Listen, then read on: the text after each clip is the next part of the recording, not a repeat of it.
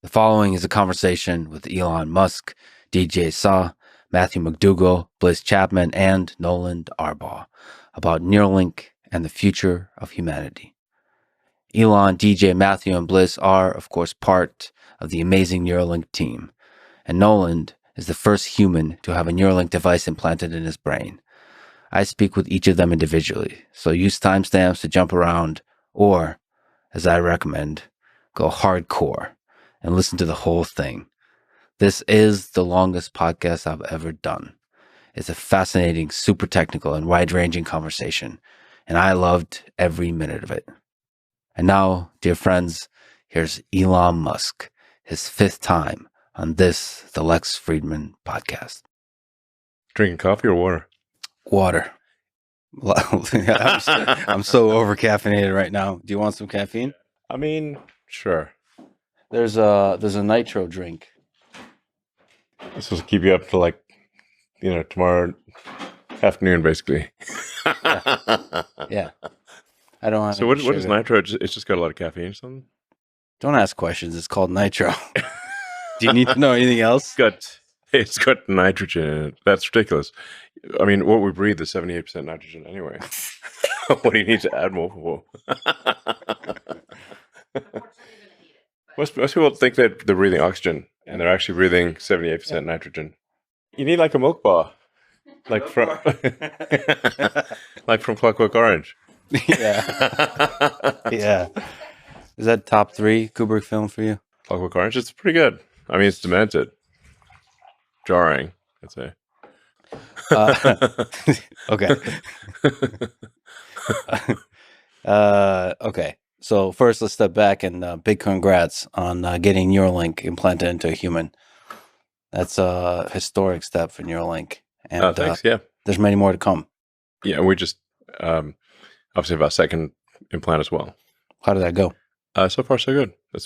There looks like we've got, I think, on the order of 400 electrodes that are providing signals. So nice. Yeah. How quickly do you think the number of human participants will scale? It depends somewhat on the regulatory approval, the rate at which we get regulatory approvals. So we're hoping to do 10 by the end of this year, a total of 10. So 8 more. And with each one, you're going to be learning a lot of lessons about the neurobiology of the brain, the everything, the whole chain of the Neuralink, the decoding, the signal processing, all that kind of stuff. Yeah. I think it's obviously going to get better with each one. I mean, I don't want to jinx it, but it seems to have gone extremely well with the second implant. So there's a lot of signal, a lot of electrodes. It's working very well. What improvements do you think we'll see in Neuralink in the coming, let's get crazy, coming years? I mean, in years, it's going to be gigantic. Because we'll increase the number of electrodes dramatically. We'll improve the signal processing. So, we even with only roughly 10-15% of the electrodes working with Nolan, with our first patient, we were able to get to achieve a bits per second. That's twice the world record.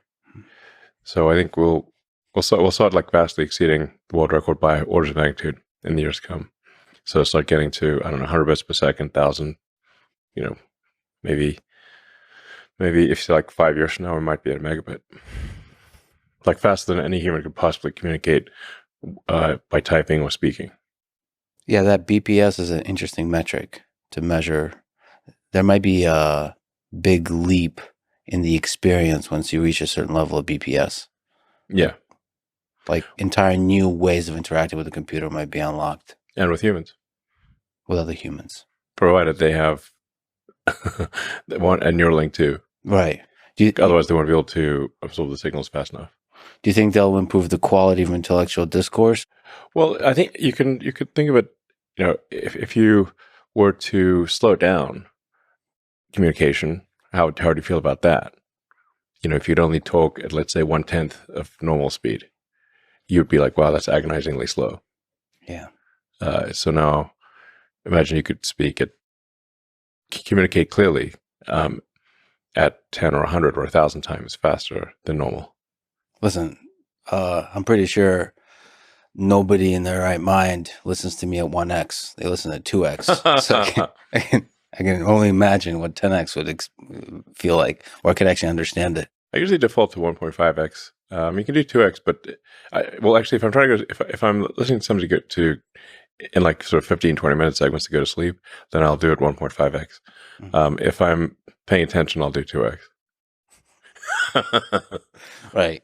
But actually, if you start actually listen to podcasts or sort of audiobooks or anything if you get used to doing it at 1.5, then 1 sounds painfully slow. I'm still holding on to 1 because I'm afraid. I'm afraid of myself becoming bored with the reality, with the real world where everyone's speaking in 1x.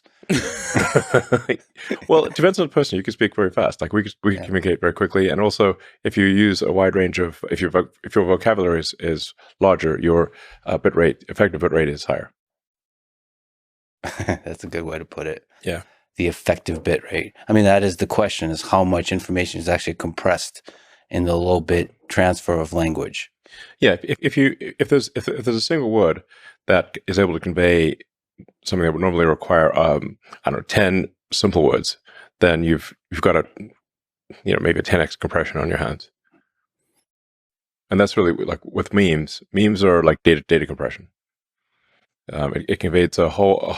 You're simultaneously hit with a wide range of symbols that you can interpret, and it's you kind of get it faster than if it were words or a simple picture.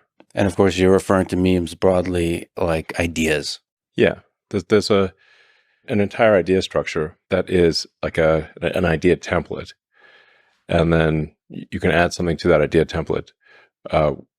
But somebody has that pre-existing idea template in their head. So when you add that incremental bit of information, you're conveying much more than if you just said a few words. It's everything associated with that meme. You think there'll be emergent leaps of capability as you scale the number of electrodes? Like there'll be a certain. Do you think there'll be like an actual number where it just the human experience will be altered? Yes. What do you think that number might be? Whether electrodes or BPS? We of course don't know for sure, but is this 10,000, 100,000? Yeah, I mean certainly if you're anywhere at 10,000 bits per second, I mean that's vastly faster than any human can communicate right now. If you think of what is the average bits per second of a human, it is less than 1 bit per second over the course of a day, because there are 86,400 seconds in a day, and you don't communicate 86,400 tokens in a day. Therefore, your bits per second is less than 1, averaged over 24 hours. It's quite slow. And now, even if you're communicating very quickly, and you're talking to somebody who understands what you're saying, because in order to communicate, you have to, at least to some degree, model the mind state of the person to whom you're speaking. Then take the concept you're trying to convey, compress that into a small number of syllables, speak them, and hope that the other person decompresses them into a conceptual structure that is as close to what you have in your mind as possible. Yeah, I mean, there's a lot of signal loss there in that process. Yeah, very lossy compression and decompression, and a lot of what your neurons are doing is distilling the concepts down to a small number of symbols of say syllables that I'm speaking, or keystrokes, whatever the case may be. So that's a lot of what your brain computation is doing. Now, there is an argument that that's actually a healthy thing to do or a helpful thing to do, because as you try to compress complex concepts, you're perhaps forced to distill what is most essential in those concepts, as opposed to just all the fluff. So in the process of compression, you distill things down to what matters the most, because you can only say a few things. So that is perhaps helpful. I think we'll probably get, if our data rate increases, it's highly probable that we'll become far more verbose. Just like your computer, when computers had my first computer had 8K of RAM, so you really thought about every byte.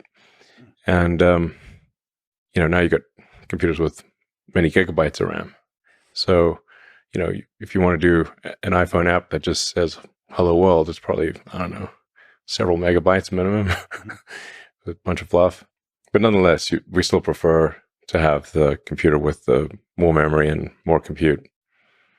So the long-term aspiration of Neuralink is to improve the AI human symbiosis by increasing the bandwidth of the communication.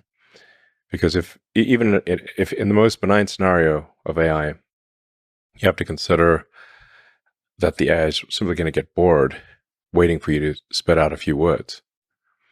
I mean, if the AI can communicate at terabits per second and you're communicating at, bits per second, it's like talking to a tree. Well, it is a very interesting question for a super intelligent species. What use are humans?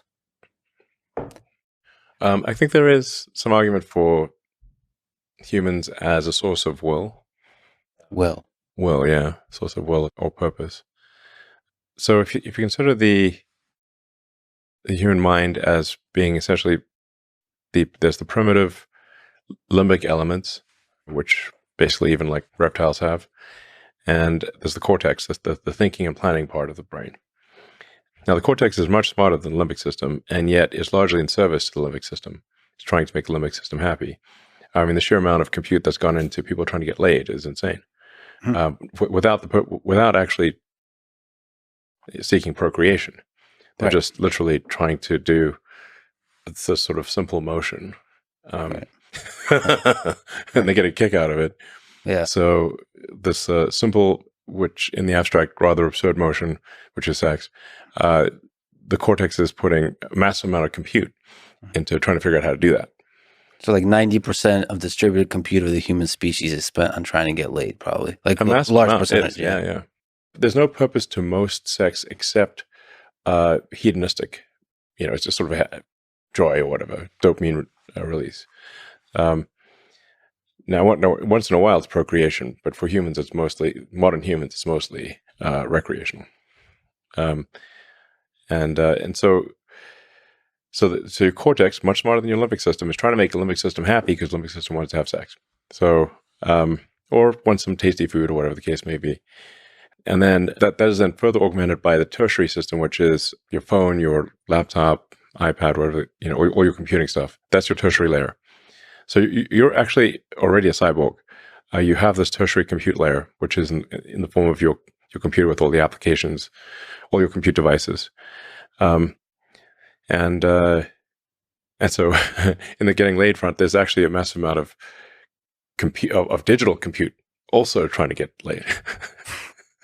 With like Tinder and whatever, Yeah. So the compute that we humans have built is also participating.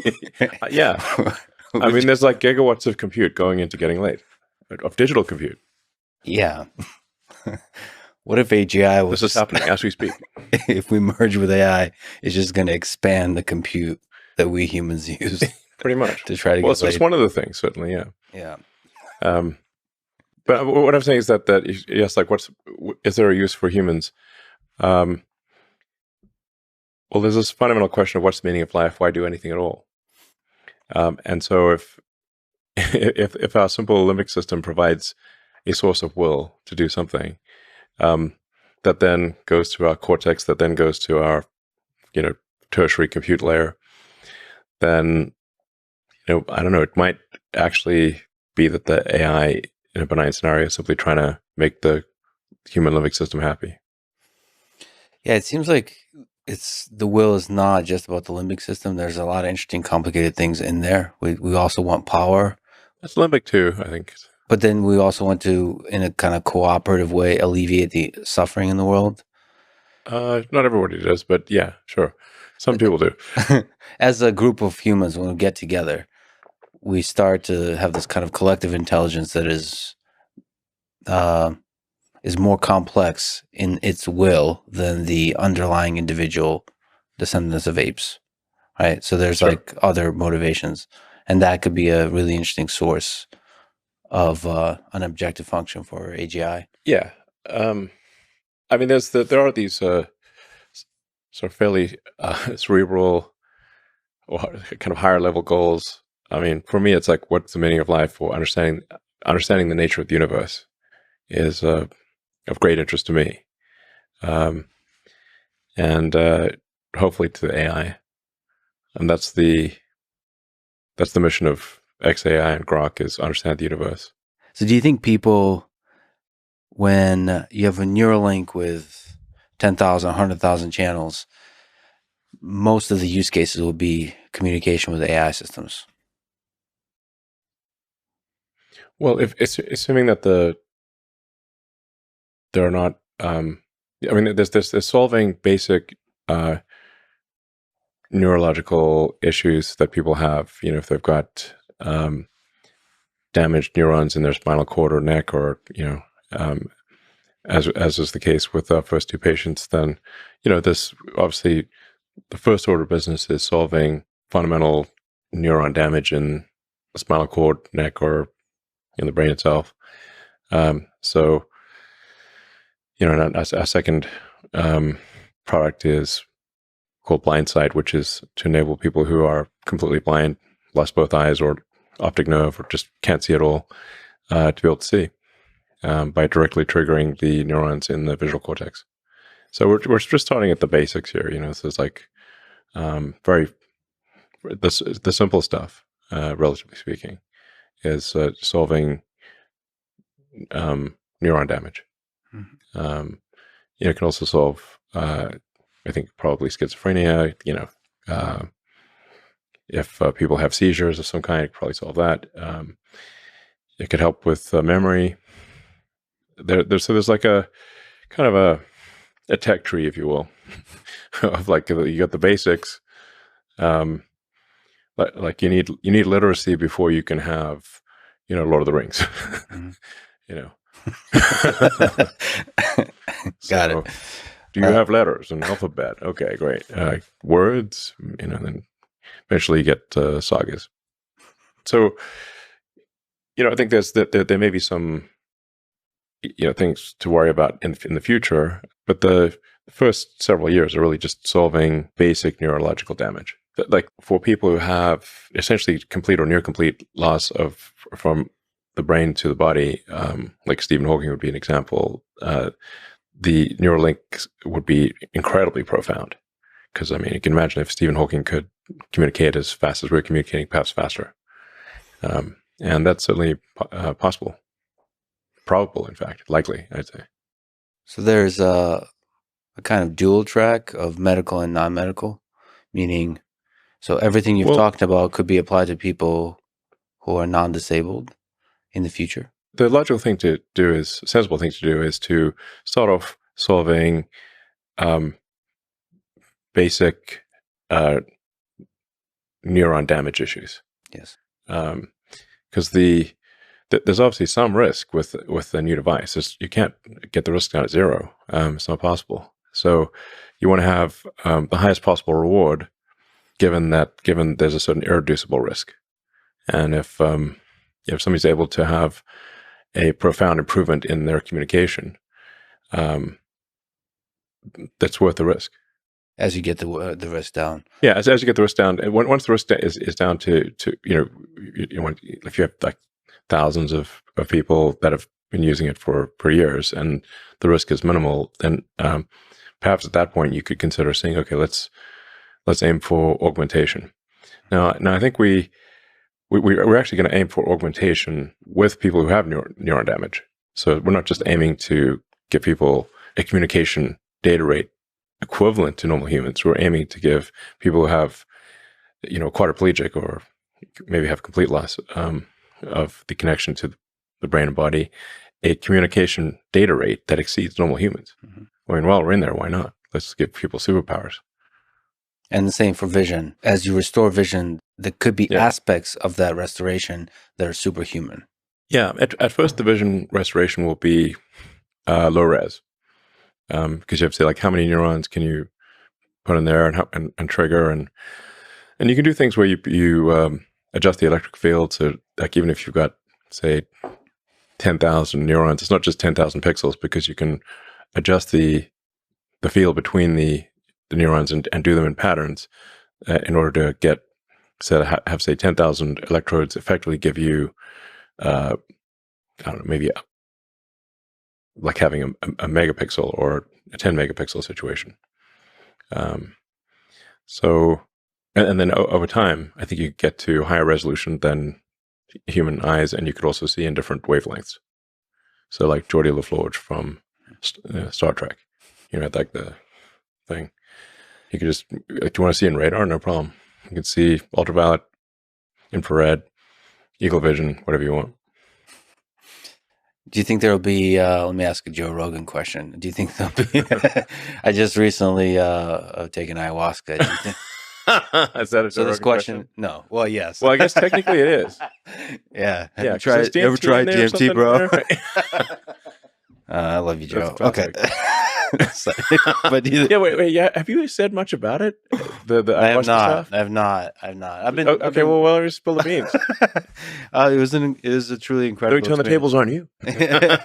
Wow. Yeah. I mean, you're in the jungle. Yeah, amongst the trees, myself. Yeah, it must have been crazy. And the shaman. Yeah. With the insects, with the animals all around you, like jungle as far as I can see. I mean, that's the way to do it. Things are gonna look pretty wild. Yeah, pretty wild. I took an extremely high dose. Just don't go hugging an anaconda or something, You haven't lived unless you made love to an anaconda. I'm sorry. But snakes and ladders. Yeah, I took extremely high dose of 9 cups and damn. Okay, that sounds like a lot. Like, what's the is normal just 1 cup or 1 or 2? Well, usually 1. Yeah. You went wait, like right off the bat, or did you work your way up to it? So I you just jumped in at the deep end across 2 days, because the first day I took 2, and it was a ride, but it wasn't quite like it wasn't like a revelation. It wasn't into deep space type of ride. It was just like a little airplane ride. I saw some trees and some visuals and all that. I just saw a dragon and all that kind of stuff. But at 9 cups, you went to Pluto, I think. Pluto, yeah. No, deep space. Deep space. No, one of the interesting aspects of my experience is I thought I would have some demons, some stuff to work through. That's what people. That's what everyone says. No one ever says. Yeah, I exactly. had nothing. I had all positive. I had just so full. Pure soul. I don't think so. I don't know. But I kept thinking about it. It had like extremely high resolution. Thoughts about the people I know in my life. You were there. It was it's just. Not from my relationship with that person, but just as the person themselves, I had just this deep gratitude of who they are. That's cool. It was just like this exploration, like like Sims or whatever. You get to watch them. Sure. I got to watch people and just be in awe of how amazing they are. It sounds awesome. Yeah, it's great. I was waiting for when's demon coming? Exactly. Maybe I'll have some negative thoughts. Nothing. I had just extreme gratitude for them. And then also a lot of space travel. Space travel to where? So here's what it was. It was people, the human beings that I know, they had this kind of, the best way to can describe it is they had a glow to them. And then I kept flying out from them to see Earth, to see our solar system, to see our galaxy. And I saw that light, that glow all across the universe. Like that whatever that form is. All right. Whatever that did you go past the Milky Way? Yeah. Yeah. You're like intergalactic. Yeah, intergalactic. Okay, dang. Yeah. But always pointing in. Yeah. Past the Milky Way, I saw like a huge number of galaxies, intergalactic, and all of it was glowing. So, but I couldn't control that travel because I would actually explore near distances to the solar system, see if there's aliens or any of that kind of stuff. No, I didn't know. No. Zero aliens? Implication of aliens because they were glowing. They were glowing in the same way that humans were glowing. That like life force that I was seeing. The thing that made humans amazing was there throughout the universe. Like there was these glowing dots. So I don't know. It made me feel like there is life. No, not life, but something, whatever makes humans amazing all throughout the universe. Sounds good. Yeah, it was amazing. No demons. No demons. I looked for the demons. There's no demons. There were dragons, and they're pretty awesome. So the thing about trees. Was there anything scary at all? dragons, but they weren't scary. They were They were Sure. protective. So the thing Like is, Puff the Magic Dragon. no, it was more like Game of Thrones kind of dragons. They weren't very friendly. They were very big. So the thing is about giant trees at night, which is where I was. I mean, the jungle's kind of scary. Yeah. The trees started to look like dragons, and they were all like looking at me. Sure. Okay. And it didn't seem scary. They seemed like they were protecting me. And they, the shaman and the people didn't speak any English, by the way, which made it even scarier. Okay. Because we're not even like, we're worlds apart in many ways. It just, but yeah, there was not. They talk about the mother of the forest protecting you, and that's what I felt like. And you're way out in the jungle. Way out. This is not like a tourist retreat. Like 10 miles outside of Rio or something. No, we went. No, this is not a. You're this is deep, not deep Amazon. So me and this guy named Paul Rosalie, who basically is Tarzan. He lives in the jungle. We went out deep, and we just went crazy. Wow, yeah. Cool.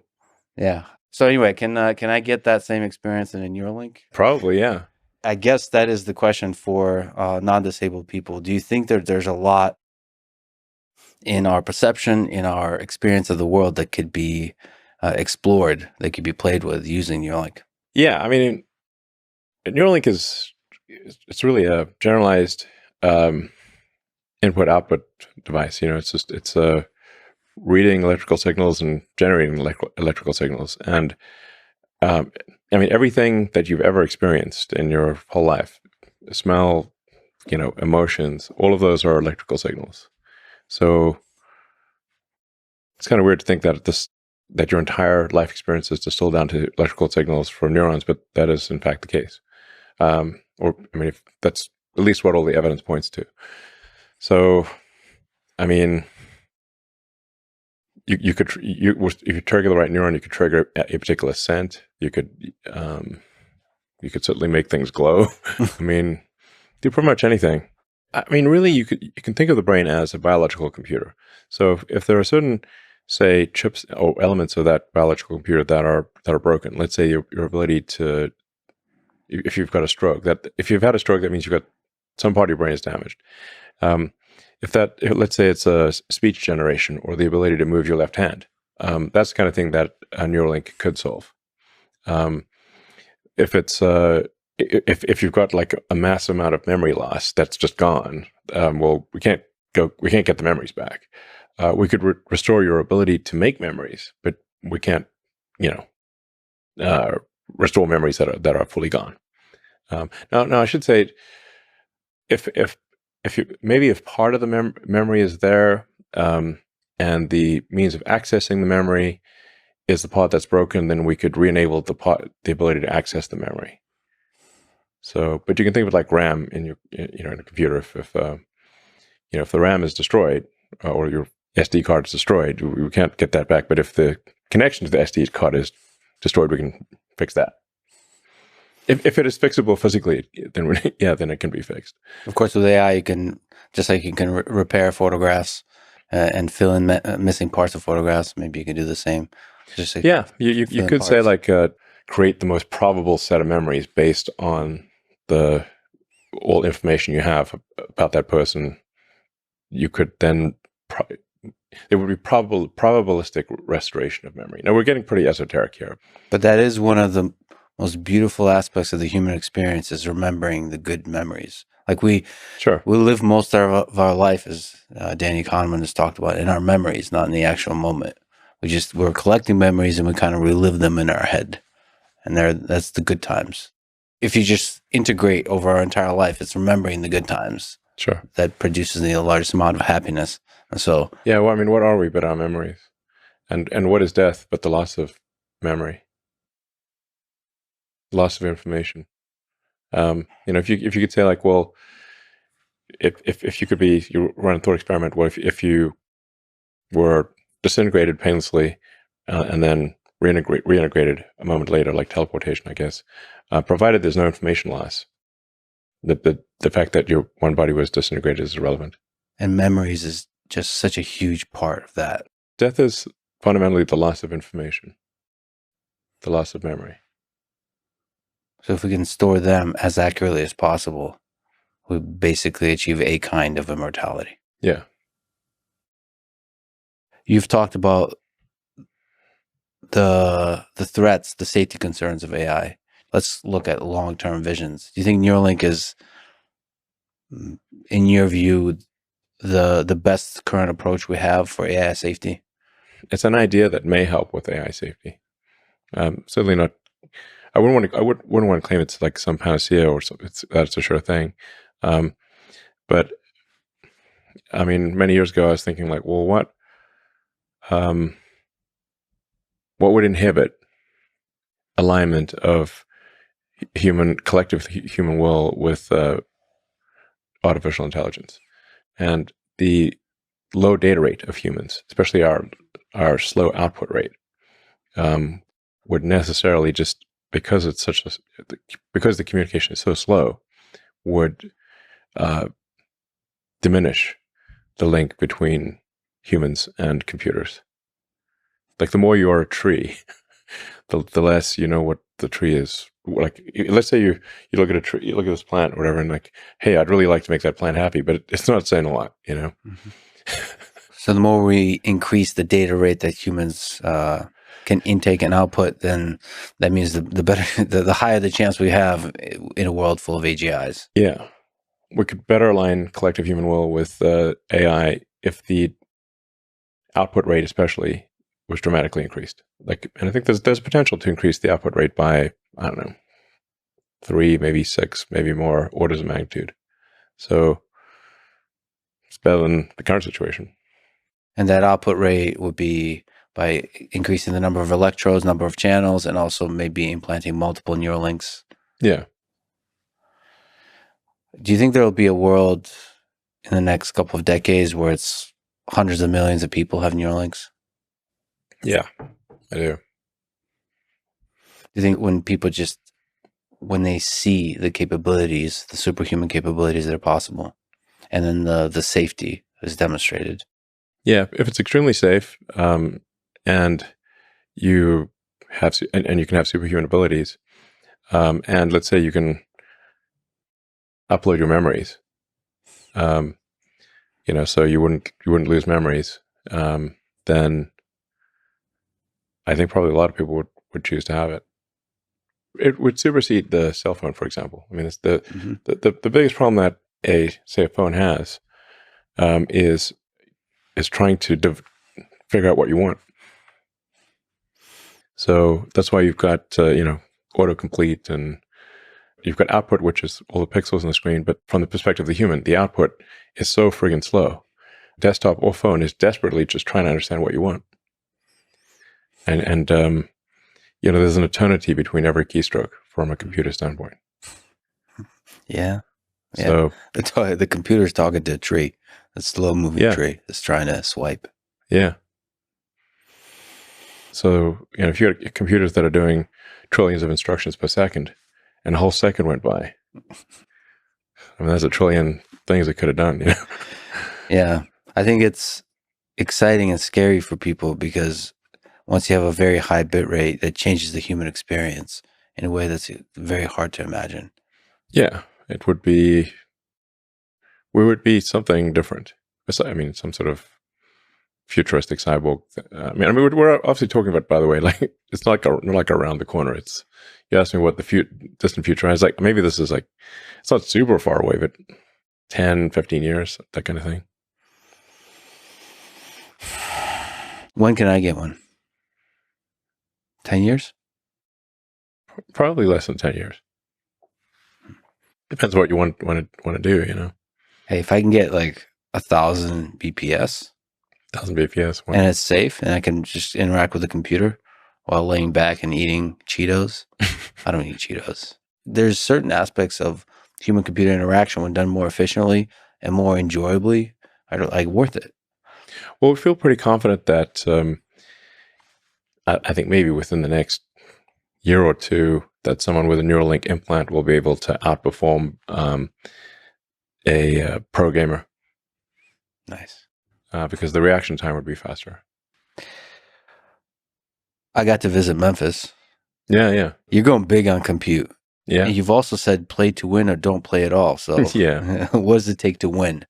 For AI, that means you've got to have the most powerful training compute. And the rate of improvement of training compute has to be faster than everyone else, or you will not win. Your AI will be worse. So how can Grok, let's say 3, that might be available, like next year? Well, hopefully end of this year, Grok 3. if we're lucky. Yeah. How can that be the best LLM, the best AI system available in the world? How much of it is compute? How much of it is data? How much of it is like post-training? How much of it is the product that you package it up in? All that kind of stuff. I mean, they won't matter. It's sort of like saying what let's say it's a Formula One race, like what matters more, the car or the driver? I mean, they both matter.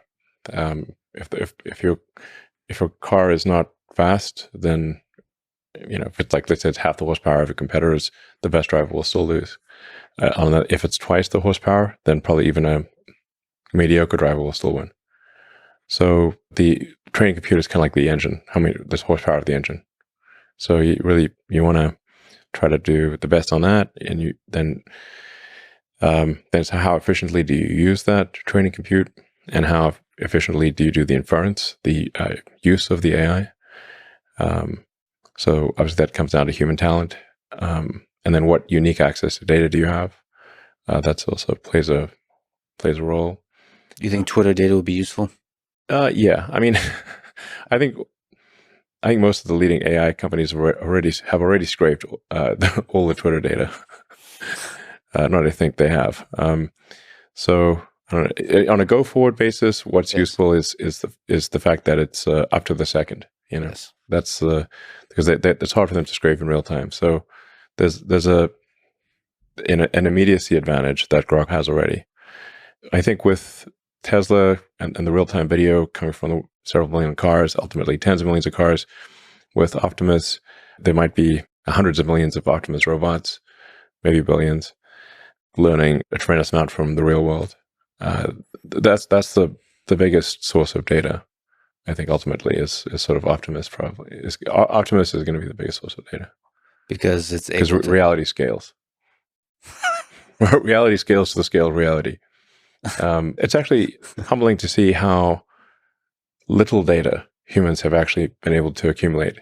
Really, if you say how many trillions of usable tokens have humans generated, where on a non-duplicative, like discounting spam and repetitive stuff, it's not a huge number.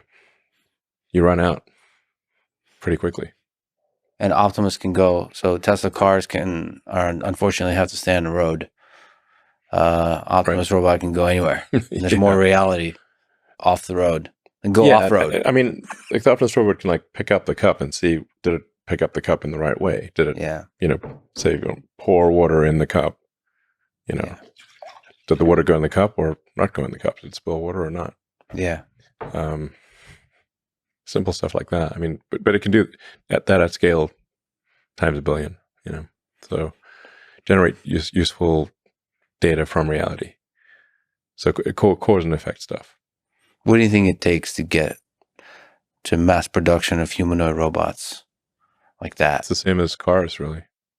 I mean, global capacity for vehicles is about 100 million a year.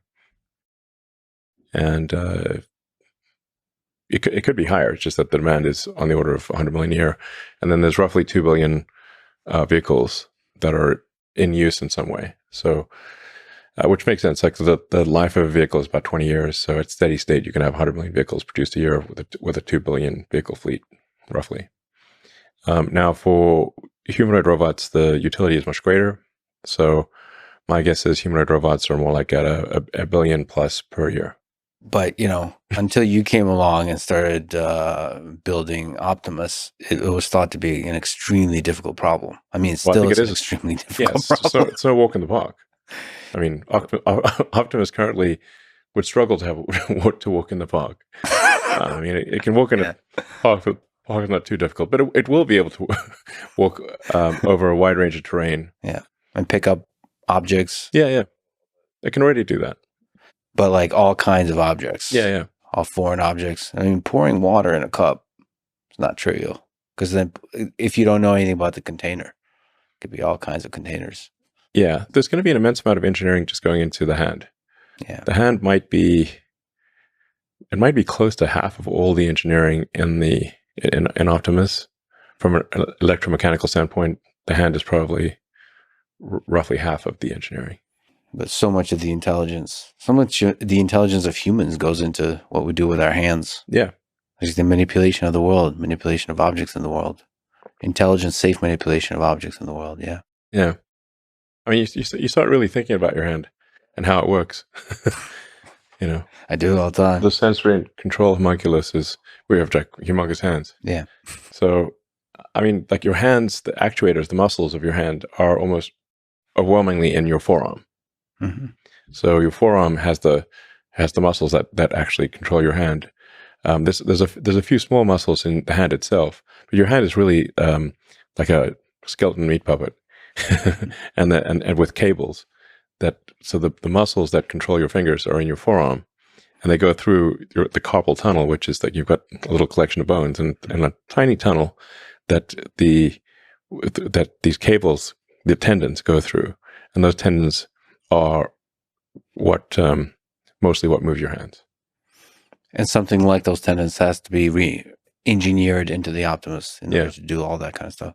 Yeah, so like the current Optimus, we tried putting the actuators in the hand itself, but then you sort of end up having these like giant hands. Yeah, giant hands that look weird. Yeah, and then they don't actually have enough degrees of freedom or enough strength. Mm-hmm. So then you realize, oh, okay, that's why you got to put the actuators in the forearm, and just like a human, you got to run cables through a narrow tunnel to operate the fingers. And then there's also a reason for not having all the fingers the same length. So it wouldn't be expensive from an energy or evolutionary standpoint to have all your fingers be the same length. So why aren't they the same length? Yeah, why not? Because it's actually better to have different lengths. Your dexterity is better if you've got fingers of different length. There are more things you can do, and your dexterity is actually better if your fingers are of different length. Like there's a reason we've got a little finger. Like why not have a little finger that's bigger? Yeah, because it allows you to do fine. It helps you with fine motor skills. This little finger helps? It does. If you lost your little finger, you'd have noticeably less dexterity. So as you're figuring out this problem, you have to also figure out a way to do it so you can mass manufacture it. So it's to be as simple as possible.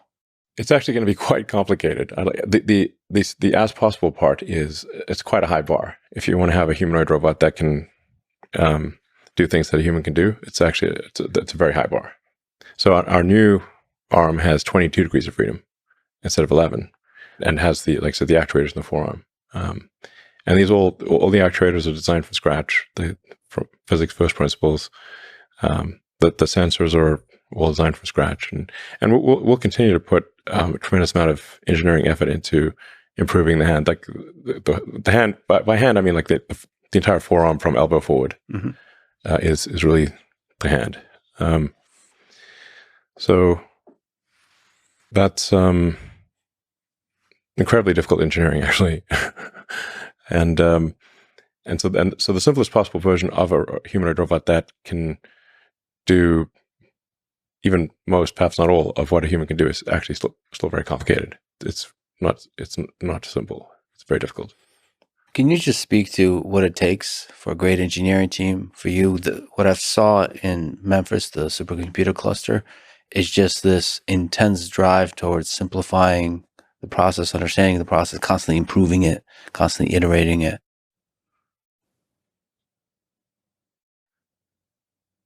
Well, it's easy to say simplify it, and it's very difficult to do it. I have this very basic first principles algorithm that I run kind of as like a mantra, which is to first question the requirements, make the requirements less dumb. The requirements are always dumb to some degree. So if you want to start off by reducing the number of requirements, and no matter how smart the person is who gave you those requirements, they're still dumb to some degree. If you have to start there, because otherwise you could get the perfect answer to the wrong question. So try to make the question the least wrong possible. That's what question the requirements means. And then the second thing is try to delete the whatever the step is, the part or the process step. Sounds very obvious, but people often forget to try deleting it entirely. And if you're not forced to put back at least 10% of what you delete, you're not deleting enough. Like, and it's somewhat illogically, people often, most of the time, feel as though they've succeeded if they've not been forced to put things back in. But actually they haven't, because they've been overly conservative and have left things in there that shouldn't be. So, and only the third thing is try to optimize it or simplify it. Again, these all sound, I think, very, very obvious when I say them, but the number of times I've made these mistakes is more than I care to remember. That's why I have this mantra. So, in fact, I'd say the most common mistake of smart engineers is to optimize a thing that should not exist. Right. So you, like you say, you run through the algorithm. Yeah. And basically show up to a problem, show up to the supercomputer cluster and see the process and ask, can this be deleted? Yeah. First, try to delete it. Yeah. Yeah. That's not easy to do. No, and actually, there's what generally makes people uneasy is that you've got to delete at least some of the things that you delete, you will put back in. Yeah. But going back to sort of where our limbic system can steer us wrong is that we tend to remember with sometimes a jarring level of pain where we deleted something that we subsequently needed. Yeah. And so people will remember that one time they forgot to put in this thing 3 years ago, and that caused them trouble. And so they overcorrect, and then they put too much stuff in there and overcomplicate things. So you actually have to say, no, we're deliberately going to delete more than we should. So that we're putting at least 1 in 10 things we're going to add back in. Mm-hmm. And I've seen you suggest just that something should be deleted, and you can kind of see the pain. Oh, yeah, absolutely. Everybody feels a little bit of the pain. Absolutely. And I tell them in advance, like, yeah, there's some of the things that we delete, we're going to put back in. And that people get a little shook by that. But it makes sense, because if you're so conservative as to never have to put anything back in, you obviously have a lot of stuff that isn't needed. So you got to overcorrect. This is, I would say, like a cortical override to a limbic instinct. One of many that probably leads us astray. Yeah. There's like a step 4 as well, which is any given thing can be sped up. However fast you think it can be done, like whatever the speed is being done, it can be done faster. Mm-hmm. But you shouldn't speed things up until you try to delete it and optimize it. Otherwise, you're speeding up something that shouldn't exist is absurd. And then the fifth thing is to automate it. Yeah. And I've gone backwards so many times where I've automated something, sped it up, simplified it, and then deleted it. Yeah. And I got tired of doing that. So that's why I've got this mantra that is a very effective 5-step process. It works great. Well, when you've already automated, deleting must be real painful. Yeah. Yeah, it's great. It's like, wow, I really wasted a lot of effort there. Yeah. I mean, what you've done with the cluster in Memphis is incredible. Just in a handful of weeks. Yeah, it's not working yet, so I don't want to pop the champagne corks. In fact, I have a call in a few hours with the Memphis team because we're having some power fluctuation issues. So, yes. Yeah, it's like kind of when you do synchronized training, when you've all these computers that are training, where the training is synchronized to the sort of millisecond level, it's like having an orchestra, and the orchestra can go loud to silent very quickly, at sub-second level, and then the electrical system kind of freaks out about that. Like if you suddenly see giant shifts 10, 20 megawatts several times a second, this is not what electrical systems are expecting to see. So that's one of the main things you have to figure out: the cooling, the power, and then on the software as you go up the stack, how to do the distributed compute, all of that. All of that has to be worked. Today's problem is dealing with extreme power jitter. Power jitter. Yeah. There's a nice ring to that. So that's okay. And you stayed up late into the night, as you often do there. Last week, yeah. Last week, yeah. Yeah, we finally got training going at oddly enough, roughly 4:20 a.m. Last Monday. Total coincidence. Yeah, I mean maybe it was 4:22 or something. Yeah. It's that universe again with the jokes. Exactly, just love it. I mean, I wonder if you could speak to the fact that one of the things that you did when I was there is you went through all the steps of what everybody's doing just to get a sense that you yourself understand it and everybody understands it so they can understand when something is dumb or something is inefficient or that kind of stuff. Can you speak to that? Yeah, so I try to do whatever the people at the front lines are doing, I try to do it at least a few times myself. So connecting fiber optic cables, diagnosing a faulty connection, that tends to be the limiting factor for large training clusters is the cabling. There's so many cables. Because for a coherent training system where you've got RDMA, remote direct memory access, the whole thing is like one giant brain. So it's you've got any to any connection. So it's the any GPU can talk to any GPU out of 100,000. That is a crazy cable layout. It looks pretty cool. Yeah. It's like the human brain, but like at a scale that humans can visibly see.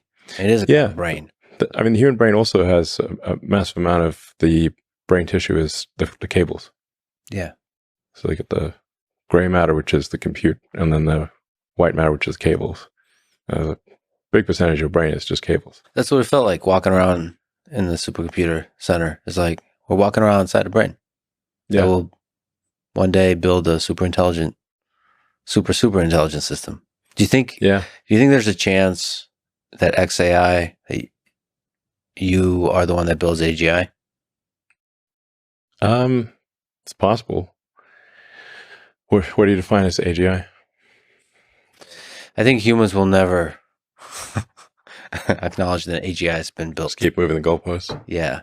So I think there's already superhuman capabilities that are available in AI systems. I think what AGI is when it's smarter than the collective intelligence of the entire human species.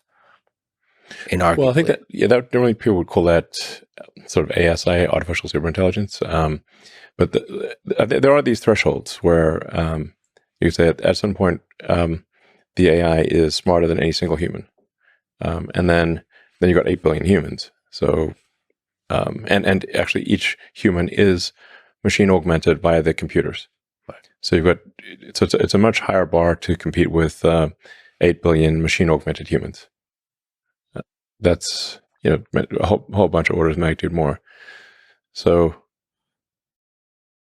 but at a certain point, the AI will be smarter than all humans combined.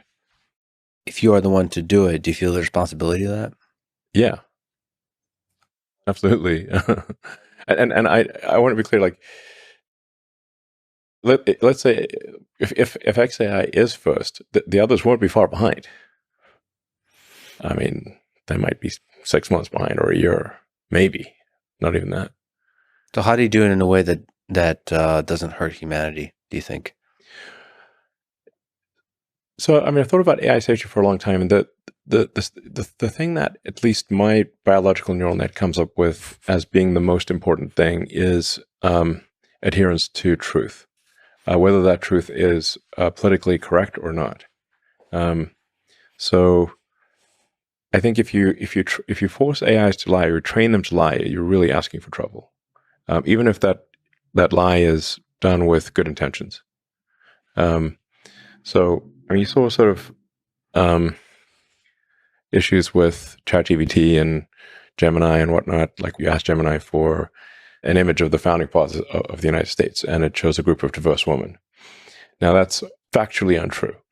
Um, so now that's sort of like a silly thing, but if an AI is programmed to say like diversity is a necessary output function, and then it becomes sort of this omni-powerful intelligence, it could say, okay, well, diversity is now required, and if there's not enough diversity, those who don't fit the diversity requirements will be executed.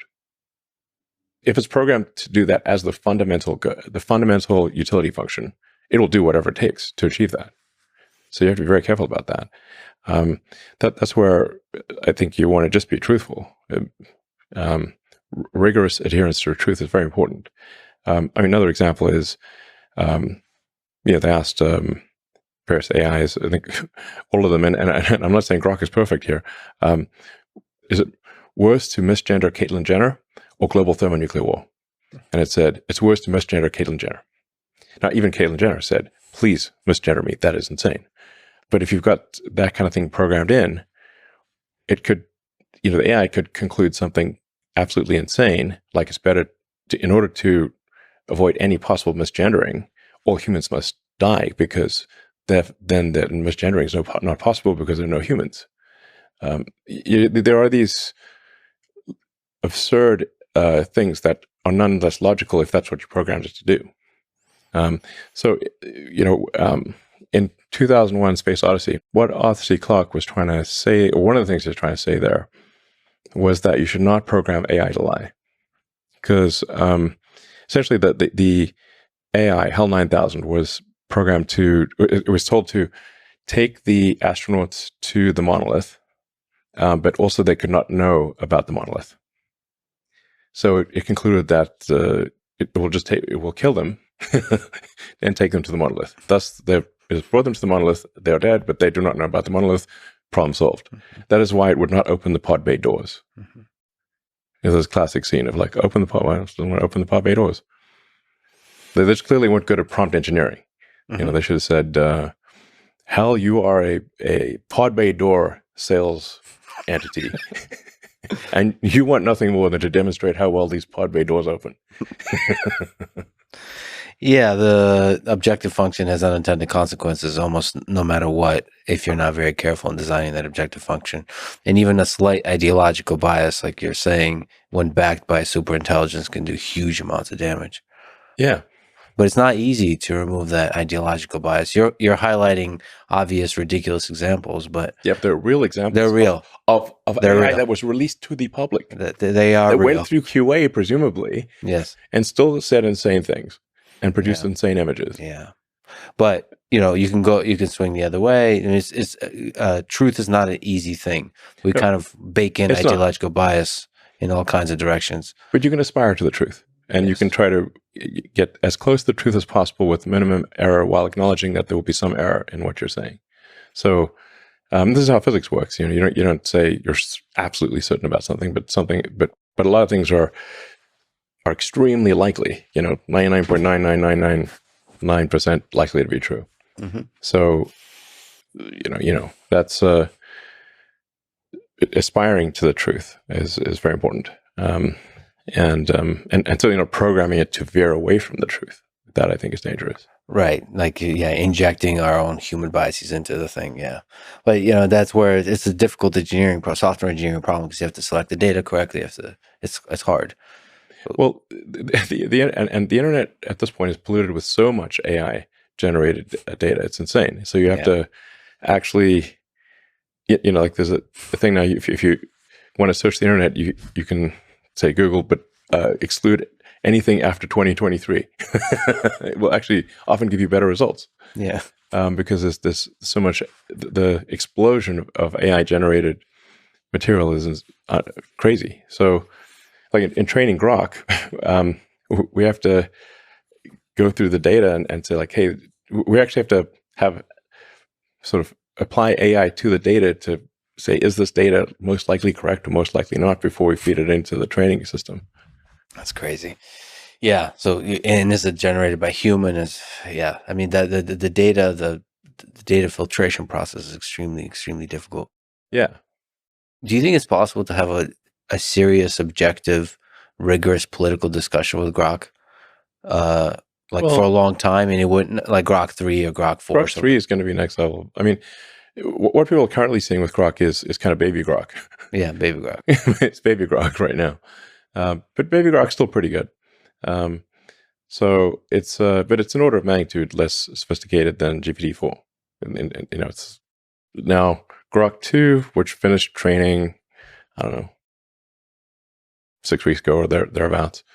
Grok 2 will be a giant improvement, and then Grok 3 will be, I don't know, order of magnitude better than Grok 2. And you're hoping for it to be like state of the art, like better than. Hopefully. I mean, this is a goal. I mean, we may fail at this goal. That's the aspiration. Do you think it matters who builds the AGI, the people, and how they think and how they structure their companies and all that kind of stuff? Yeah, I think it matters that there is a. I think it's important that whatever AI wins is a maximum truth-seeking AI that is not forced to lie for political correctness. It's well, for any reason really, political anything. I am concerned about AI succeeding that is programmed to lie, even in small ways. Right, because in small ways becomes big ways when it's super become very big ways, yeah. And when it's used more and more at scale by humans. Yeah. Since I am interviewing Donald Trump, cool. You want to stop by? Yeah, sure, I'll stop in. There was tragically an assassination attempt on Donald Trump. After this, you tweeted that you endorse him. What's your philosophy behind that endorsement? What do you hope Donald Trump does for the future of this country and for the future of humanity? Well,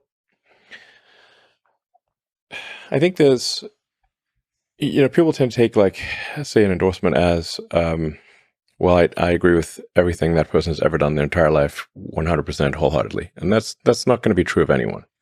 But we have to pick, we've got two choices really for who's president. And it's not just who's president, but the entire administrative structure changes over. And I thought Trump displayed courage under fire, objectively. He's just got shot. He's got blood streaming down his face, and he's like fist pumping, saying "fight." Like that's impressive. Like you can't feign bravery in a situation like that. Like most people would be ducking. There would not be, because it could be a second shooter. You don't know. The president of the United States got to represent the country, and they're representing you. They're representing everyone in America. Well, like you want someone who is strong and courageous to represent the country. That's not to say that he is without flaws. We all have flaws.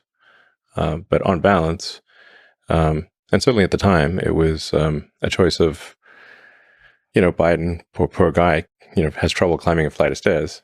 And the other one's fist pumping after getting shot. This is no comparison. I mean, who do you want dealing with some of the toughest people and, other world leaders who are pretty tough themselves? And I'll tell you, like, what are the things that I think are important? I think we want a secure border. We don't have a secure border. We want safe and clean cities. I think we want to reduce the amount of spending that we're, at least slow down the spending. Because we're currently spending at a rate that is bankrupting the country. The interest payments on U.S. debt this year exceeded the entire Defense Department spending. If this continues, all of the federal government taxes will simply be paying the interest. And you keep going down that road, and you end up, in the tragic situation that Argentina had back in the day. Argentina used to be one of the most prosperous places in the world. And hopefully with Milei taking over, he can restore that. But it was an incredible fall from grace for Argentina to go from being one of the most prosperous places in the world to being very far from that. So I think we should not take American prosperity for granted. So we really want to, I think we've got to reduce the size of government, we've got to reduce the spending, and we've got to live within our means. Do you think politicians in general, governments, well, how much power do you think they have to steer humanity towards good?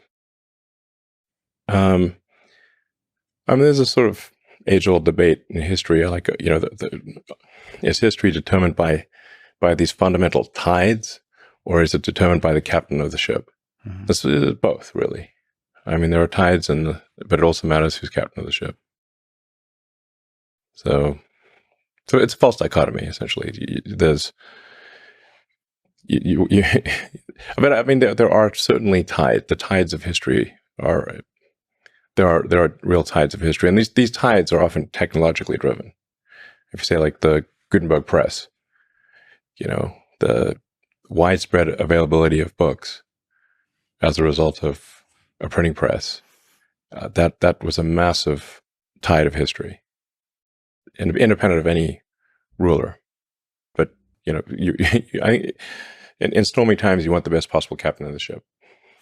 Well, first of all, thank you for recommending Will and Ariel Durant's work. I've read the short one for now. Oh, the lessons of history. Lessons of history. Yeah. And so one of the lessons, one of the things they highlight is the importance of technology, technological innovation, and which is funny because they wrote so long ago, but they were noticing that the rate of technological innovation was speeding up.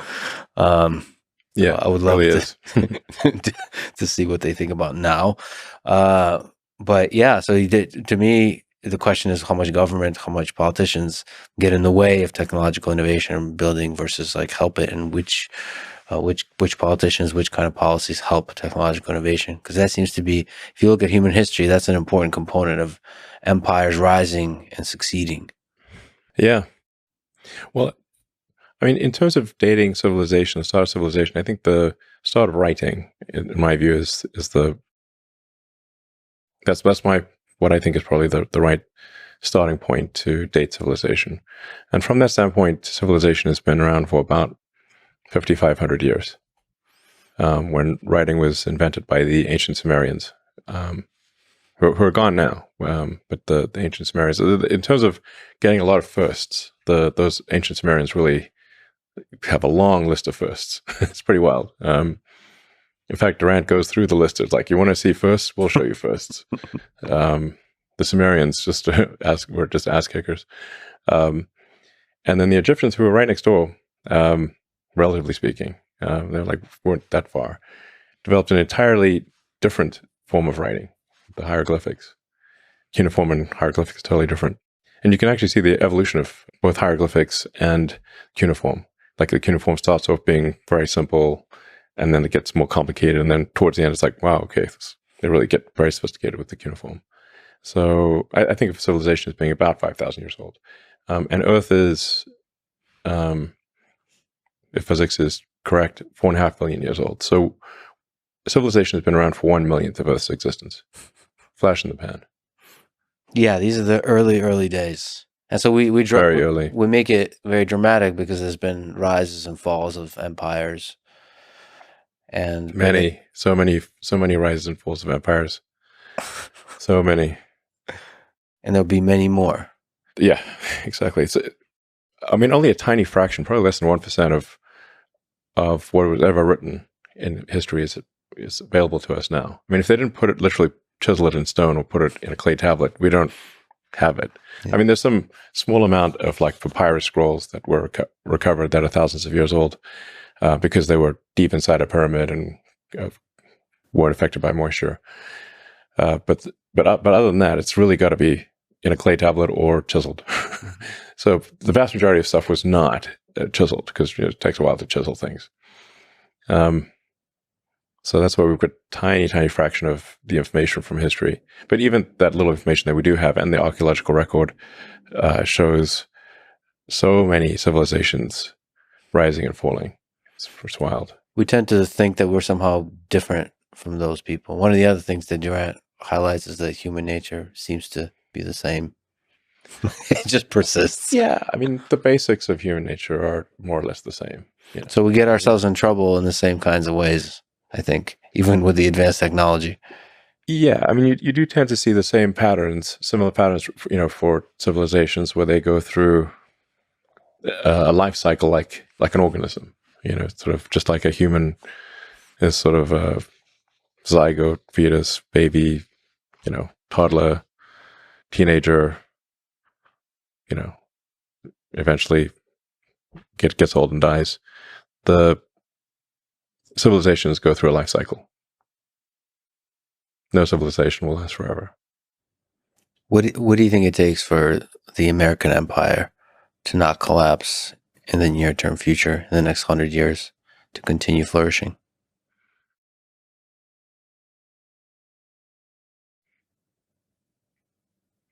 Well, the single biggest thing that is often actually not mentioned in history books, but Durant does mention it, is the birth rate. So, like a perhaps to some a counterintuitive thing happens when civilizations become are winning for too long. That the birth rate declines. It can often decline quite rapidly. We're seeing that throughout the world today. Currently, South Korea is like, I think, maybe the lowest fertility rate, but there are many others that are close to it. It's like 0.8, I think. If the birth rate doesn't decline further, South Korea will lose roughly 60% of its population. But every year that birth rate is dropping. And this is true through most of the world. I don't mean to single out South Korea. It's been happening throughout the world.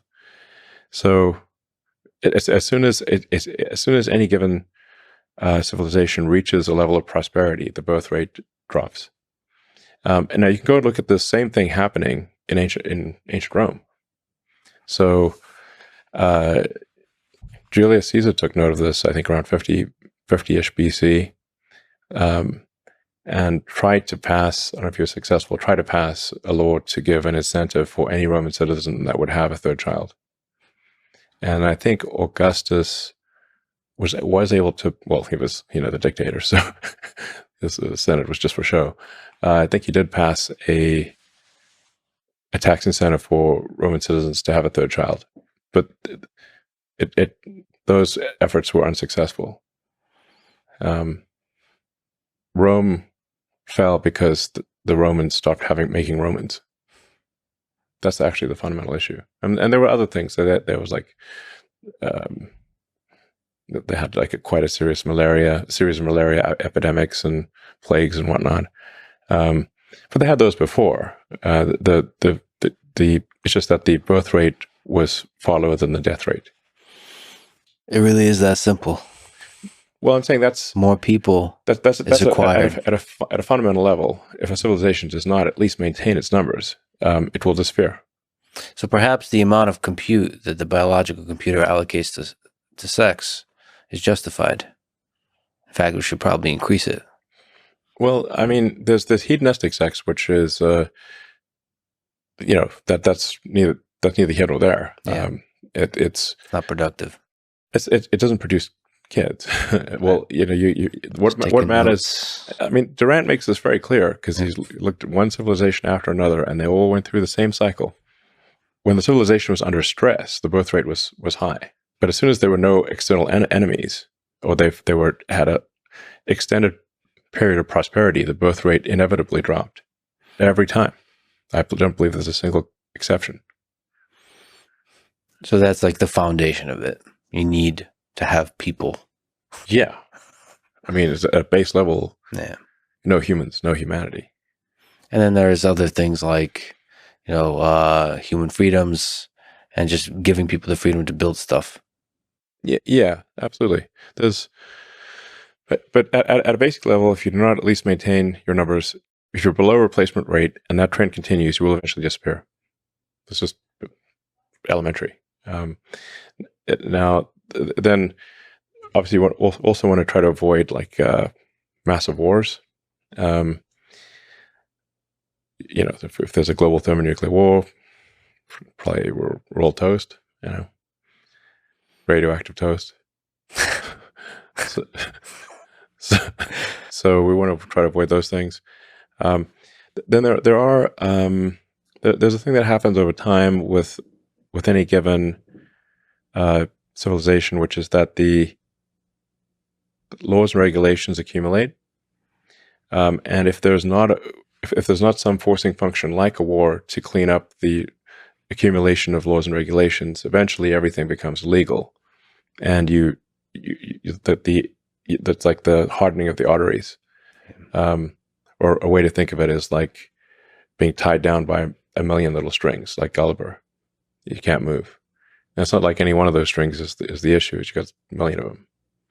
So there has to be a sort of a garbage collection for laws and regulations, so that you don't keep accumulating laws and regulations to the point where you can't do anything. This is why we can't build high-speed rail in America. It's illegal. That's the issue. It's illegal 6 ways to Sunday to build high-speed rail in America. I wish you could just like for a week go into Washington and like be the head of the committee for making, what is it, for the garbage collection, making government smaller, like removing stuff. I have discussed with Trump the idea of a government efficiency commission. Nice. Yeah. And I would be willing to be part of that commission. I wonder how hard that is. The antibody reaction would be very strong. Yes. Yeah. So you really have to. You're attacking the Matrix at that point. The Matrix will fight back. How are you doing with that? Being attacked? Me attacked? Yeah. There's a lot of it. Yeah, there is a lot. I mean, every day another psyop, you know. Where's my tinfoil hat? How do you keep your just positivity? How do you optimism about the world, a clarity of thinking about the world, so just not become resentful or cynical or all that kind of stuff? Just getting attacked by a very large number of people, misrepresented.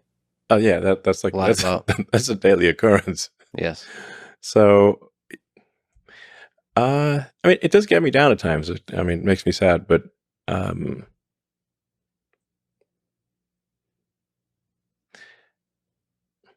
I mean, at a certain point, you have to sort of say, look, the attacks are by people that actually don't know me.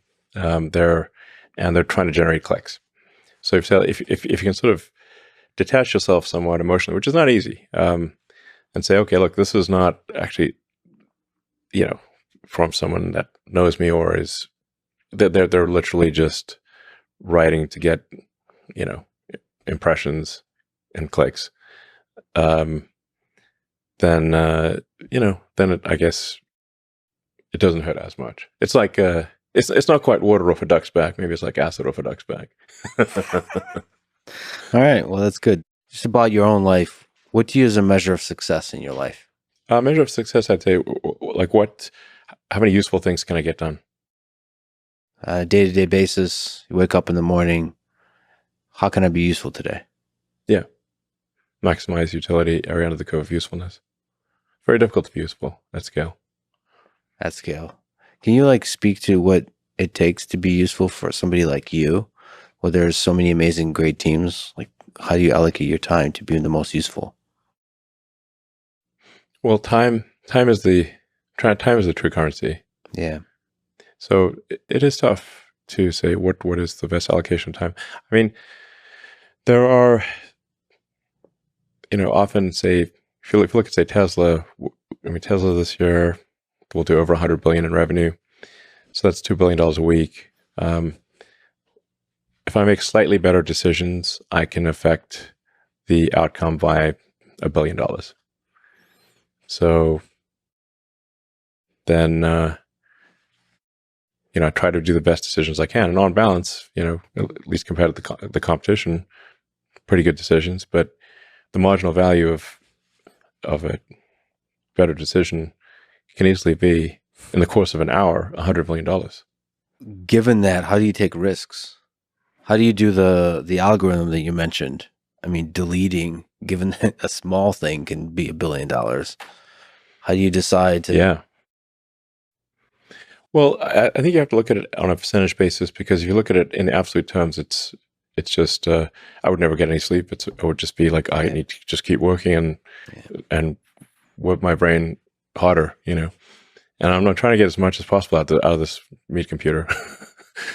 So it's not. It's pretty hard because you can just work all the time, and at any given point, like I said, a slightly better decision could be $100 million impact for Tesla or SpaceX, for that matter.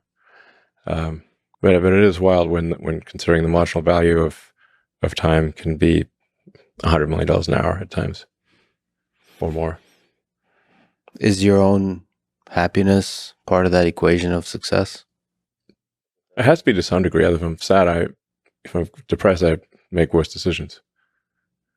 So I can't have if I have zero recreational time, then I make worse decisions. So I don't have a lot, but it's above zero. I mean, my motivation, if I've got a religion of any kind, is a religion of curiosity, of trying to understand. It's really the mission of Grok, understand the universe. I'm trying to understand the universe, or let's at least set things in motion such that at some point civilization understands the universe or far better than we do today, and even what questions to ask. As Douglas Adams pointed out in his book, sometimes the answer is arguably the easy part. Trying to frame the question correctly is the hard part. Once you frame the question correctly, the answer is often easy. So I'm trying to set things in motion such that we are at least at some point able to understand the universe. So for SpaceX, the goal is to make life multiplanetary, and which is, if you go to the Fermi paradox of where are the aliens, you've got these sort of great filters. It's like why have we not heard from the aliens? Now a lot of people think there are aliens among us. I often claim to be one. Nobody believes me, but it did say alien registration card at one point on my immigration documents. So I've not seen any evidence of aliens. So it suggests that at least one of the explanations is that intelligent life is extremely rare. And again, if you look at the history of Earth, civilization has only been around for 1/1,000,000th of Earth's existence. So if aliens had visited here, say 100,000 years ago, they would be like, well, they don't even have writing, just hunter-gatherers, basically. So, so how long does a civilization last? So for SpaceX, the goal is to establish a self-sustaining city on Mars. Mars is the only viable planet for such a thing. The moon is close, but it lacks resources, and I think is probably vulnerable to any calamity that takes out Earth. The moon is too close. It's vulnerable to a calamity that takes out Earth. So I'm not saying we shouldn't have a moon base, but Mars would be far more resilient. The difficulty of getting to Mars is what makes it resilient. In going through these various explanations of why don't we see the aliens, why one of them is that they failed to pass these great filters, these key hurdles, and one of those hurdles is being a multi-planet species. So if you're a multi-planet species, then if something were to happen, whether that was a natural catastrophe or a man-made catastrophe, at least the other planet would probably still be around. So you don't have all the eggs in one basket. And once you are sort of a two-planet species, you can obviously extend life paths to the asteroid belt, to maybe to the moons of Jupiter and Saturn, and ultimately to other star systems. But if you can't even get to another planet, definitely not getting to star systems. And the other possible great filters, super powerful technology like AGI, for example. So you're basically trying to knock out one great filter at a time. Digital superintelligence is possibly a great filter. I hope it isn't, but it might be. You know, guys like, say, Jeff Hinton would say, he invented a number of the key principles in artificial intelligence.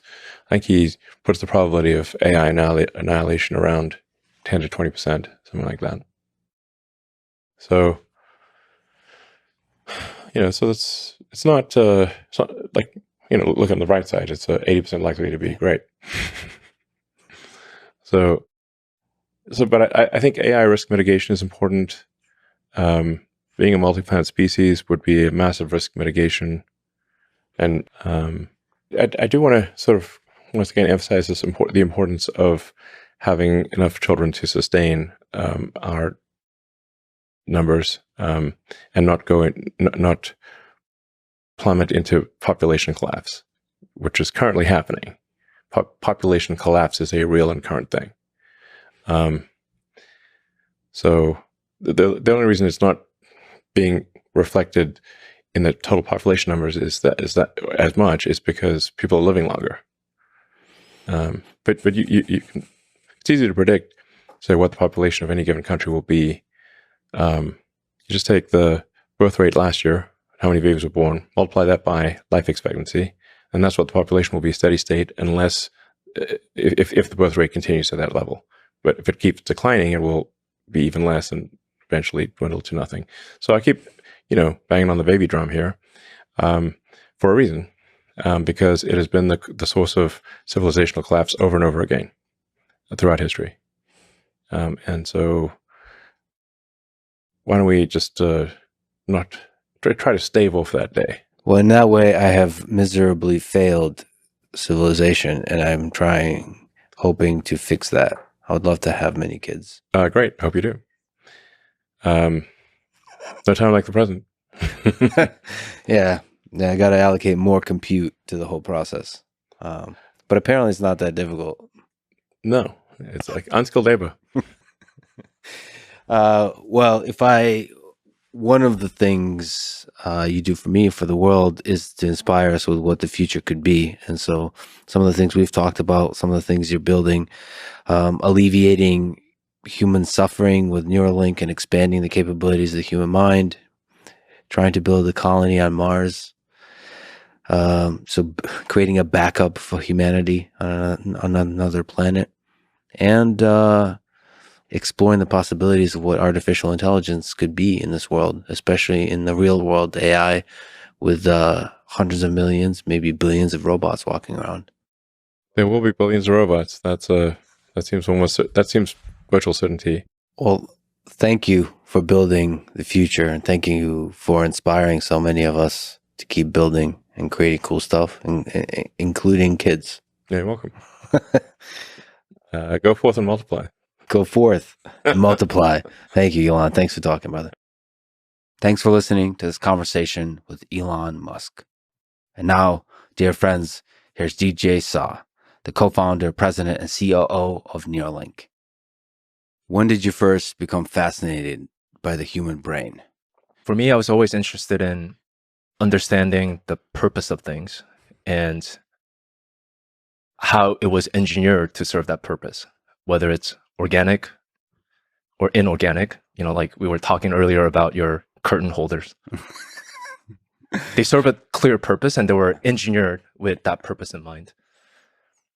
And, growing up, I had a lot of interest in seeing things, touching things, feeling things, and trying to really understand the root of how it was designed to serve that purpose. And, obviously, brain is just a fascinating organ that we all carry. It's an infinitely powerful machine that has intelligence and cognition that arise from it. And, we haven't even scratched the surface in terms of how all of that occurs. But also at the same time, I think it took me a while to make that connection to really studying and building tech to understand the brain. Not until graduate school. There were a couple key moments in my life where some of those, I think, influence how the trajectory of my life got me to studying what I'm doing right now. One was growing up, both sides of my family, my grandparents had a very severe form of Alzheimer, and it's incredibly debilitating conditions. I mean, literally, you're seeing someone's whole identity and their mind just losing over time. And I just remember thinking how both the power of the mind, but also how something like that could really lose your sense of identity. It's fascinating that that is one of the ways to reveal the power of a thing, by watching it lose the power.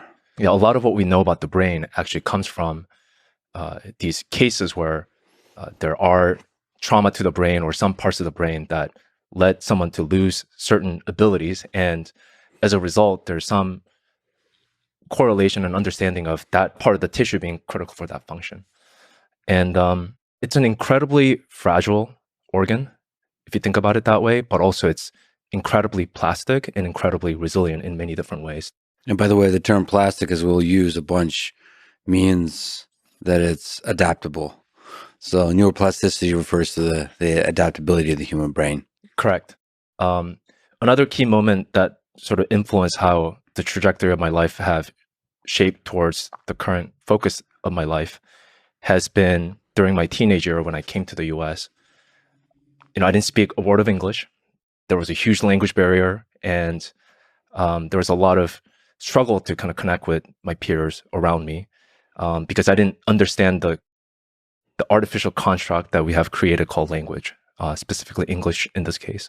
And I remember feeling pretty isolated, not being able to connect with peers around me.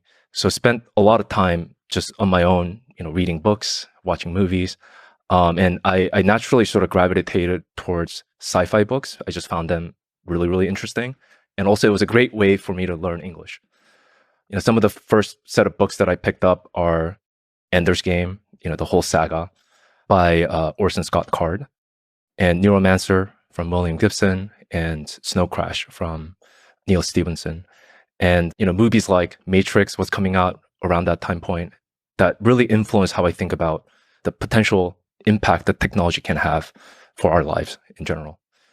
So fast track to my college years, I was always fascinated by just physical stuff, building physical stuff, and especially physical things that had some sort of intelligence. And I studied electrical engineering during undergrad, and I started out my research in MEMS, so micro electromechanical systems, and really building these tiny nanostructures for temperature sensing. And I just found that to be just incredibly rewarding and fascinating subject to just understand how you can build something miniature like that again served a function and had a purpose. And then I spent large majority of my college years basically building millimeter wave circuits for next gen telecommunication systems, for imaging. And it was just something that I found very, very intellectually interesting. Phase arrays, how the signal processing works for any modern as well as next gen telecommunication system, wireless and wireline. EM waves or electromagnetic waves are fascinating. How do you design antennas that are most efficient in a small footprint that you have? How do you make these things energy efficient? That was something that just consumed my intellectual curiosity. And that journey led me to actually apply to and find myself a PhD program at UC Berkeley at kind of this consortium called the Berkeley Wireless Research Center that was precisely looking at building, at the time we called it XG, similar to 3G, 4G, 5G, but the next generation G system, and how you would design circuits around that to ultimately go on phones and basically any other devices that are wirelessly connected these days. So I was just absolutely just fascinated by how that entire system works and that infrastructure works. And then also during grad school, I had sort of the fortune of having a couple research fellowships that led me to pursue whatever project that I want. And that's one of the things that I really enjoyed about my graduate school career, where you got to kind of pursue your intellectual curiosity in the domain that may not matter at the end of the day, but is something that really allows you the opportunity to go as deeply as you want, as well as widely as you want. And at the time, I was actually working on this project called the Smart Band-Aid. And the idea was that when you get a wound, there's a lot of other kind of proliferation of signaling pathway that cells follow to close that wound. And there were hypotheses that when you apply external electric field, you can actually accelerate the closing of that field by having, basically electrotaxing of the cells around that wound site. And specifically, not just for normal wound, there are chronic wounds that don't heal. So we were interested in building, some sort of a wearable patch that you could apply to kind of facilitate that healing process. And that was in collaboration with Professor Michelle Maharvitz, which was a great addition to kind of my thesis committee, and really shaped the rest of my PhD career. So this would be the first time you interacted with biology, I suppose. Correct. I mean, there were some peripheral, end application of the wireless imaging and telecommunication system that I was using for security and bioimaging, but this was a very clear direct application to biology and biological system, and understanding the constraints around that and really designing and engineering electrical solutions around it. So that was my first introduction. And that's also kind of how I got introduced to Michel. He's sort of known for remote control of beetles in the early 2000s. And then around 2013, obviously kind of the holy grail when it comes to implantable system is to kind of understand how small of a thing you can make. And a lot of that is driven by how much energy or how much power you can supply to it and how you extract data from it. So at the time at Berkeley, there was kind of this desire to kind of understand in the neural space what sort of system you can build to really miniaturize these implantable systems. And I distinctively remember this one particular meeting where Michel came in and he's like, "Guys, I think I have a solution. The solution is ultrasound." and then he proceeded to kind of walk through why that is the case. And that really formed the basis for my thesis work called Neural DUS system, that was looking at ways to use ultrasound as opposed to electromagnetic waves for powering as well as communication. I guess I should step back and say the initial goal of the project was to build these tiny, about the size of a neuron, implantable system that can be parked next to a neuron, being able to record its state and being able to ping that back to the outside world for doing something useful. And as I mentioned, the size of the implantable system is limited by how you power the thing and get the data off of it. And at the end of the day, fundamentally, if you look at a human body, we're essentially a bag of salt water with some interesting proteins and chemicals, but it's mostly salt water that's very, very well temperature regulated at 37 degrees Celsius. And we'll get into why and later why that's an extremely harsh environment for any electronics to survive, as I'm sure you've experienced or maybe not experienced, dropping cell phone in a salt water in an ocean. It will instantly kill the device, right? But anyways, just in general, electromagnetic waves don't penetrate through this environment well, and just the speed of light, it is what it is. We can't change it. And based on the wavelength at which you are interfacing with the device, the device just needs to be big. Like these inductors needs to be quite big. And the general good rule of thumb is that you want the wavefront to be roughly on the order of the size of the thing that you're interfacing with. So an implantable system that is around 10 to 100 micron in dimension in a volume, which is about the size of a neuron that you see in a human body. You would have to operate at like hundreds of gigahertz, which, number one, not only is it difficult to build electronics operating at those frequencies, but also the body just attenuates that very, very significantly. So the interesting kind of insight of this ultrasound was the fact that ultrasound just travels a lot more effectively in the human body tissue compared to electromagnetic waves. And this is something that you encounter, and I'm sure most people have encountered in their lives when you go to, hospitals that are medical ultrasound, sonograph, right? And they go into very, very deep depth without attenuating too much of the signal. So all in all, ultrasound, the fact that it travels through the body extremely well, and the mechanism to which it travels to the body really well is that just the wavefront is very different. It's electromagnetic waves are transverse, whereas in ultrasound waves are compressive. So it's just a completely different mode of wavefront propagation. And as well as speed of sound is orders and orders of magnitude less than speed of light, which means that even at 10 megahertz ultrasound wave, your wavefront ultimately is a very, very small wavelength. Mm-hmm. So if you're talking about interfacing with the 10 micron or 100 micron type structure, you would have 150 micron wavefront at 10 megahertz, and building electronics at those at those frequencies are much, much easier, and they're a lot more efficient. So the basic idea kind of was born out of using ultrasound as a mechanism for powering the device, and then also getting data back. So now the question is, how do you get the data back? The mechanism to which we landed on is what's called backscattering.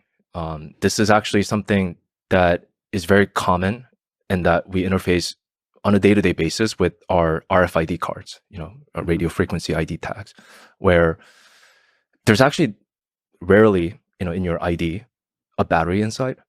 There's an antenna and there's some sort of coil that has your serial identification ID.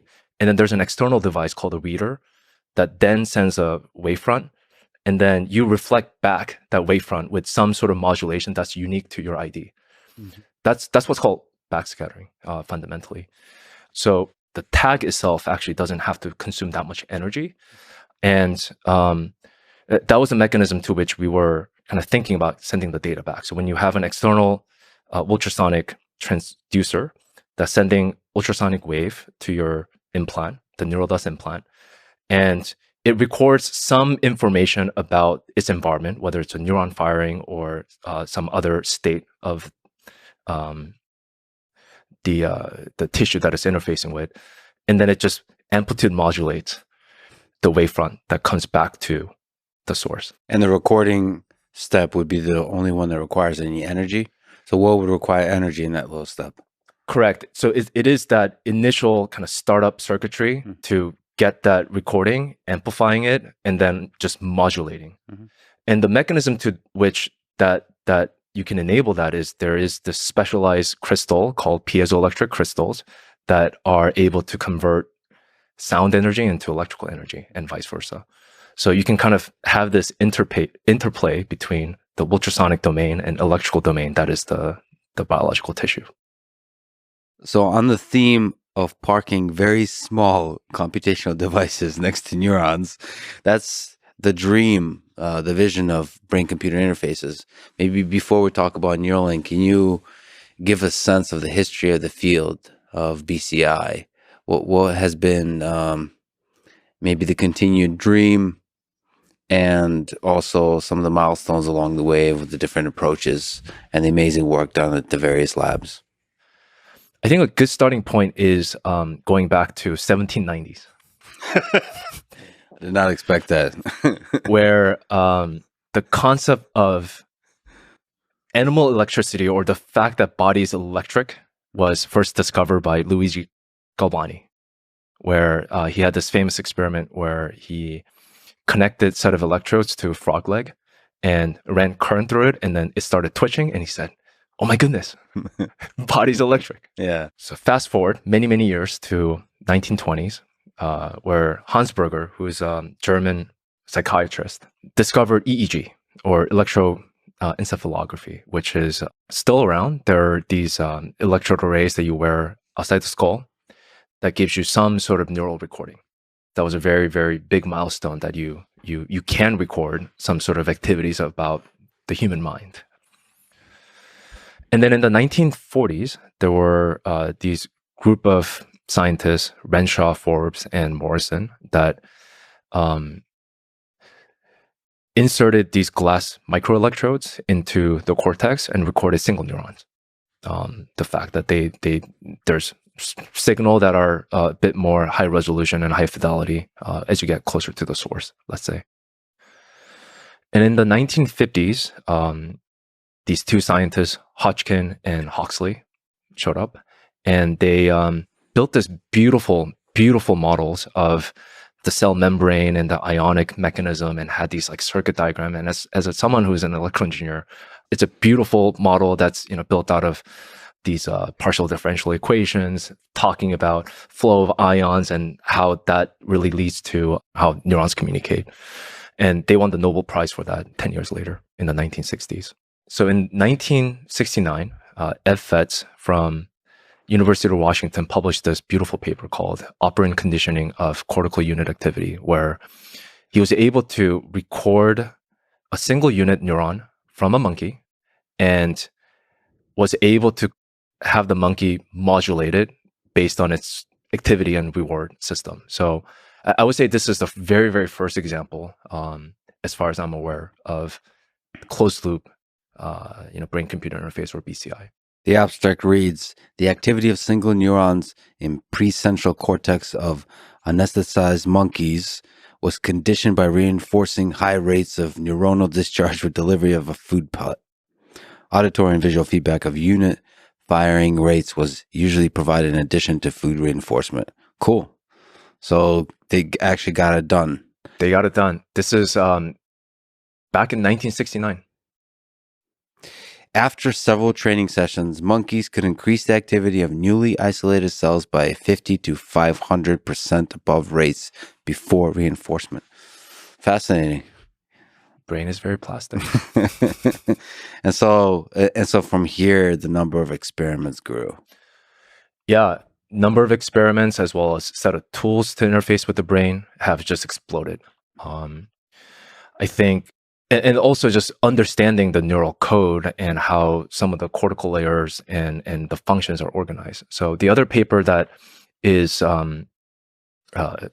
pretty seminal, especially in the motor decoding, was this paper in the 1980s from Georgiopolis that discovered that there's this thing called motor tuning curve. So what are motor tuning curves?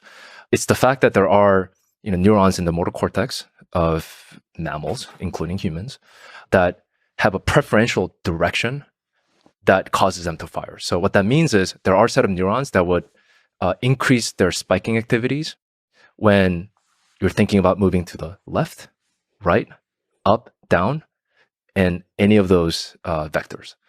And based on that, you could start to think, well, if you can identify those essential eigenvectors, you can do a lot, and you can actually use that information for actually decoding someone's intended movement from the cortex. So that was a very, very seminal kind of paper that showed that there is some sort of code that you can extract, especially in the motor cortex. So there's signal there, and if you measure the electrical signal from the brain, that you could actually figure out what the intention was. Correct. Yeah, not only electrical signals, but electrical signals from the right set of neurons that give you these preferential direction. Okay, so going slowly towards Neuralink, one interesting question is, what do I understand on the BCI front on invasive versus non-invasive from this line of work? How important is it to park next to the neuron? What does that get you? That answer fundamentally depends on what you want to do with it, right? There's actually incredible amount of stuff that you can do with EEG and electrocardiograph, ECOG, which actually doesn't penetrate the cortical layer or parenchyma, but you place a set of electrodes on the surface of the brain.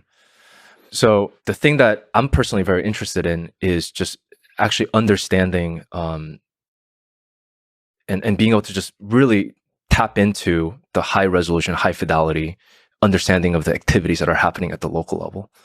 And, we can get into biophysics, but just to kind of step back to kind of use analogy because analogy here can be useful. And sometimes it's a little bit difficult to think about electricity. At the end of the day, we're doing electrical recording that's mediated by ionic currents, movements of these charged particles, which is really, really hard for most people to think about. But turns out a lot of the activities that are happening in the brain and the frequency band with which that's happening is actually very, very similar to sound waves and our normal conversation audible range. So the analogy that typically is used in the field is, if you have a football stadium, there's game going on. If you stand outside the stadium, you maybe get a sense of how the game is going based on the cheers and the boos of the home crowd, whether the team is winning or not. But you have absolutely no idea what the score is. You have absolutely no idea what individual audience or the players are talking or saying to each other, what the next play is, what the next goal is. So what you have to do is you have to drop the microphone into the stadium and then get near the source, like into the individual chatter. In this specific example, you would want to have it, right next to where the huddle is happening. Mm-hmm. So I think that's kind of a good illustration of what we're trying to do when we say invasive or minimally invasive or implanted brain-computer interfaces versus non-invasive or non-implanted brain interfaces. It's basically talking about where do you put that microphone and what can you do with that information. So what is the biophysics of the read and write communication that we're talking about here as we now step into the efforts at Neuralink? Yeah, so brain is made up of these specialized cells called neurons. There's billions of them, tens of billions, sometimes people quote 100 billion, that are connected in this complex yet dynamic network that are constantly remodeling. They're changing their synaptic weights, and that's what we typically call neuroplasticity. And the neurons are also bathed in this charged environment that is laden with many charged molecules like potassium ions, sodium ions, chlorine ions. And those actually facilitate these, through ionic current communication between these different networks. And when you look at a neuron as well, they have these membrane with a beautiful protein structure called the voltage selective ion channels, which in my opinion is one of nature's best inventions. In many ways, if you think about what they are, they're doing the job of a modern day transistors. Transistors are nothing more at the end of the day than a voltage gated conduction channel. And nature found a way to have that very, very early on in its evolution. And as we all know, with the transistor, you can have many computation and a lot of amazing things that we have access to today. So I think it's one of those, just as a tangent, just a beautiful invention that the nature came up with, these voltage gated ion channels.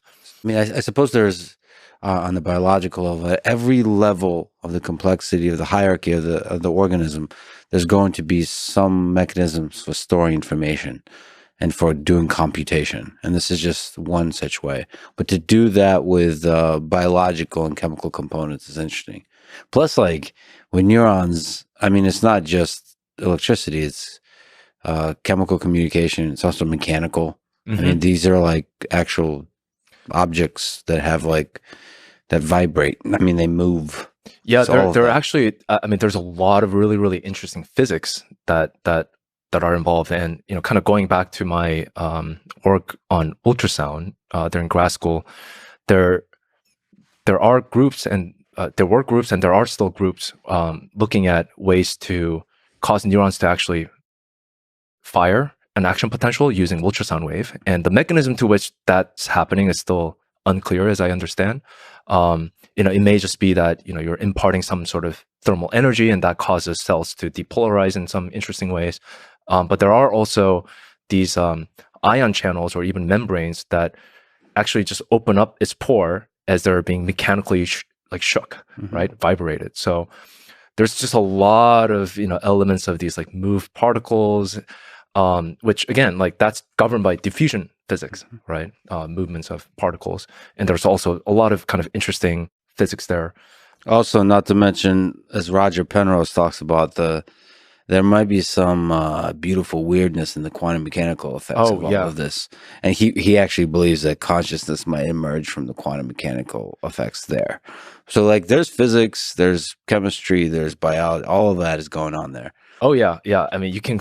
Yes, there's a lot of levels of physics that you can dive into. But yeah, in the end, you have these membranes with these voltage-gated ion channels that selectively let these charged molecules that are in the extracellular matrix, like in and out. And these neurons generally have these like resting potential where there's a voltage difference between inside the cell and outside the cell. And when there's some sort of stimuli that changes the state such that they need to send information to the downstream network, you start to kind of see these like sort of orchestration of these different molecules going in and out of these channels. They also open up, like more of them open up once it reaches some threshold to a point where you have a depolarizing cell that sends an action potential. So it's just a very beautiful kind of orchestration of these molecules. And what we're trying to do when we place an electrode or parking it next to a neuron is that you're trying to measure these local changes in the potential. Again, mediated by the movements of the ions. And what's interesting, as I mentioned earlier, there's a lot of physics involved. And the two dominant physics for this electrical recording domain is diffusion physics and electromagnetism. And where one dominates, where Maxwell's equation dominates versus Fick's law dominates, depends on where your electrode is. If it's close to the source, mostly electromagnetic based. When you're farther away from it, it's more diffusion based. So essentially, when you're able to park it next to it, you can listen in on those individual chatter and those local changes in the potential. And the type of signal that you get are these canonical textbook neural spiking waveform. The moment you're further away, and based on some of the studies that people have done, Christoph Koch's lab and others, once you're away from that source by roughly around 100 micron, which is about width of a human hair, you no longer hear from that neuron. You're no longer able to kind of have the system sensitive enough to be able to record that particular local membrane potential change in that neuron. And just to kind of give you a sense of scale, also, when you look at a 100 micron voxel, so 100 micron by 100 micron by 100 micron box in a brain tissue, there's roughly around 40 neurons and whatever number of connections that they have. So there's a lot in that volume of tissue. So the moment you're outside of that, there's just no hope that you'll be able to detect that change from that one specific neuron that you may care about. Yeah, but as you're moving about this space, you'll be hearing other ones. So if you move another 100 micron, you'll be hearing chatter from another community. Correct. And so the whole sense is you want to place as many as possible electrodes, and then you're listening to the chatter. Yeah, you want to listen to the chatter, and at the end of the day, you also want to basically let the software do the job of decoding. And just to kind of go to why ECOG and EEG work at all, right? When you have these local changes, obviously it's not just this one neuron that's activating. There's many other networks that are activating all the time. And you do see sort of a general change in the potential of this this charged medium. And that's what you're recording when you're farther away. I mean, you still have some reference electrode that's stable and the brain that's just electroactive organ. And you're seeing some combination aggregate action potential changes. And then you can pick it up, right? It's a much slower changing signals, but there are these like canonical kind of oscillations and waves, like gamma waves, beta waves, like when you sleep, that can be detected because there's sort of a synchronized kind of global effect of the brain that you can detect. And I mean, the physics of this go like, I mean, if we really want to go down that rabbit hole, like there's a lot that goes on in terms of like why diffusion physics at some point dominates when you're further away from the source. You know, it's just a charged medium. So similar to how when you have electromagnetic waves propagating in atmosphere or in a charged medium like a plasma, there's this weird shielding that happens that actually further attenuates the signal as you move away from it. So yeah, you see, like if you do a really, really deep dive on kind of the signal attenuation over distance, you start to see kind of 1 over r square in the beginning and then exponential drop off. And that's the knee at which, you know, you go from electromagnetism dominating to diffusion physics dominating. But once again, with the electrodes, the biophysics that you need to understand is not as deep, because no matter where you're placing it, you're listening to a small crowd of local neurons. Correct. Yeah. So once you penetrate the brain, you know, you're in the arena, so to speak. And there's a lot of neurons. There are many, many of them. But then again, there's like there's a whole field of neuroscience that's studying like how the different groupings, the different sections of the seating in the arena, what they usually are responsible for, which is where the metaphor probably falls apart, because the seating is not that organized in an arena. Also, most of them are silent. They don't really do much, you know, or their activities are, you know, you have to hit it with just the right set of stimulus. So they're usually quiet. They're usually very quiet. Yeah. Quiet. There's, I mean, similar to dark energy and dark matter, there's dark neurons. What are they all doing? When you place these electrode, again, like within this 100 micron volume, you have 40 or so neurons. Like, why do you not see 40 neurons? Why do you see only a handful? What is happening there? Well, they're mostly quiet, but like when they speak, they say profound shit, I think. That's the way I'd like to think about it. Anyway, before we zoom in even more, let's zoom out. So how does Neuralink work? From the surgery to the implant to the signal and the decoding process and the human being able to use the implant to actually affect the world outside.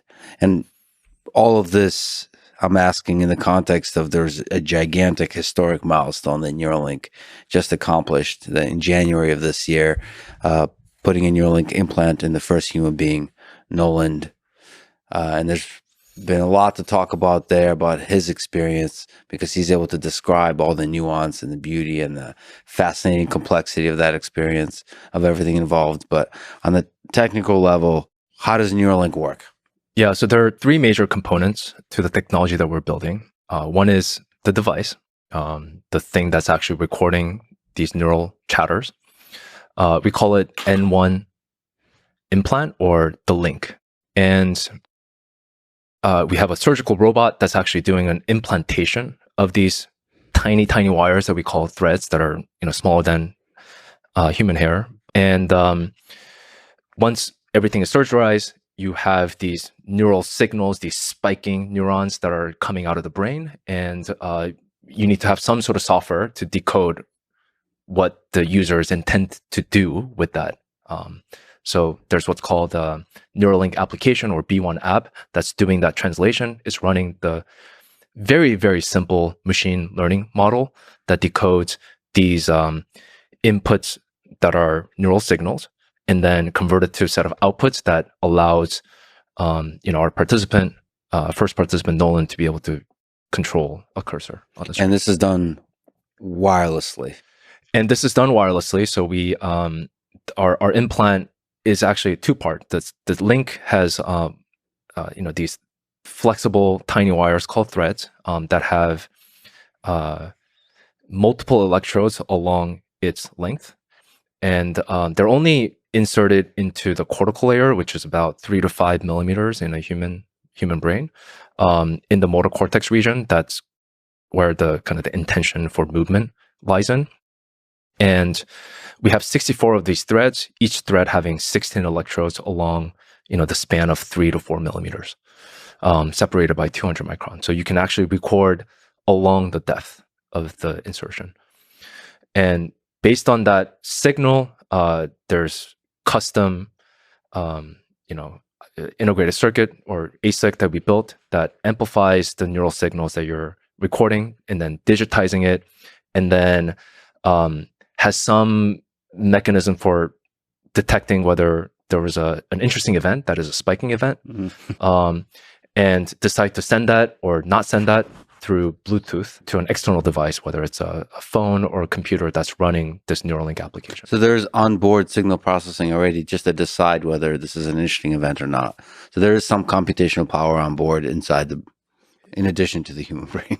Yeah, so it does the signal processing to kind of really compress the amount of signal that you're recording. So we have a total of 1,000 electrodes sampling at just under 20 kilohertz with 10 bit each. So that's 200 megabits that's coming through to the chip from 1,000 channel simultaneous neural recording. And that's quite a bit of data. And there are technology available to send that off wirelessly, but being able to do that in a very, very thermally constrained environment that is a brain. So there has to be some amount of compression that happens to send off only the interesting data that you need, which in this particular case for motor decoding is occurrence of a spike or not, and then being able to use that to decode the intended cursor movement. So the implant itself processes it, figures out whether a spike happened or not with our spike detection algorithm, and then sends it off, packages it, send it off through Bluetooth to an external device that then has the model to decode, okay, based on these spiking inputs, did Nolan wish to go up, down, left, right, or click, or right click, or whatever? All of this is really fascinating, but let's stick on the N1 implant itself. So the thing that's in the brain. So I'm looking at a picture of it. There's an enclosure. There's a charging coil. So we didn't talk about the charging, which is fascinating. The battery, the power electronics, the antenna. Then there's the signal processing electronics. I wonder if there's more kinds of signal processing you can do. That's another question. And then there's the threads themselves with the enclosure on the bottom. So maybe to ask about the charging. So there's a external charging device. Yeah, there's an external charging device. The second part of the implant, the threads are the ones, again, just the last 3 to 5 millimeters are the ones that are actually penetrating the cortex. Yeah. Rest of it is, actually most of the volume is occupied by the battery, rechargeable battery. It's about the size of a quarter. I actually have a device here if you want to take a look at it. This is the flexible thread component of it, and then this is the implant. So it's about the size of a US quarter. It's about 9 millimeter thick. So basically, this implant, once you have the craniectomy and the thoracotomy, threads are inserted, and the hole that you created, this craniectomy, gets replaced with that. So basically, that thing plugs that hole, and you can screw in these self-drilling cranial screws to hold it in place. And at the end of the day, once you have the skin flap over, there's only about 2 to 3 millimeters that's, obviously transitioning off of the top of the implant to where the screws are. And that's the minor bump that you have. Those threads look tiny. That's incredible. That is really incredible. That is really incredible. And also, as you're right, most of the actual volume is the battery. Yeah. Wow, this is way smaller than I realized. They are also, the threads themselves are quite strong. They look strong. And the thread themselves also has a very interesting feature at the end of it called the loop. And that's the mechanism to which the robot is able to interface and manipulate this tiny hair-like structure. And they're tiny. So what's the width of a thread? Yeah, so the width of a thread starts from 16 micron and then tapers out to about 84 micron. So, average human hair is about 80 to 100 micron in width. This thing is amazing. This thing is amazing. Yes, most of the volume is occupied by the battery, rechargeable lithium-ion cell. And The charging is done through inductive charging, which is actually very commonly used. Your cell phone, most cell phones have that. The biggest difference is that, for us, usually when you have a phone and you want to charge it on a charging pad, you don't really care how hot it gets. Whereas for us, it matters. There's a very strict regulation and good reasons to not actually increase the surrounding tissue temperature by 2 degrees Celsius. So there's actually a lot of innovation that is packed into this to allow charging of this implant without causing that temperature threshold to reach. And even small things like you see this charging coil and what's called a ferrite shield, right? So without that ferrite shield, what you end up having when you have resonant inductive charging is that the battery itself is a metallic can, and you form these eddy currents from external charger, and that causes heating, and that actually contributes to inefficiency in charging. So this ferrite shield, what it does is that it actually concentrate that field line away from the battery and then around the coil that's actually wrapped around it. There's a lot of really fascinating design here to make it. I mean, you're integrating a computer into a complex biological system. Yeah, there's a lot of innovation here. I would say that part of what enabled this was just the innovations in the wearable. There's a lot of really, really powerful, tiny, low power microcontrollers, temperature sensors, or various different sensors, and power electronics. A lot of innovation really came in the charging coil design, how this is packaged, and how do you enable charging such that you don't really exceed that temperature limit, which is not a constraint for other devices out there. So let's talk about the threads themselves, those tiny, tiny, tiny things. So how many of them are there? You mentioned 1,000 electrodes. How many threads are there? And what do the electrodes have to do with the threads? Yeah, so the current instantiation of the device has 64 threads, and each thread has 16 electrodes for a total of 1,024 electrodes that are capable of both recording and stimulating.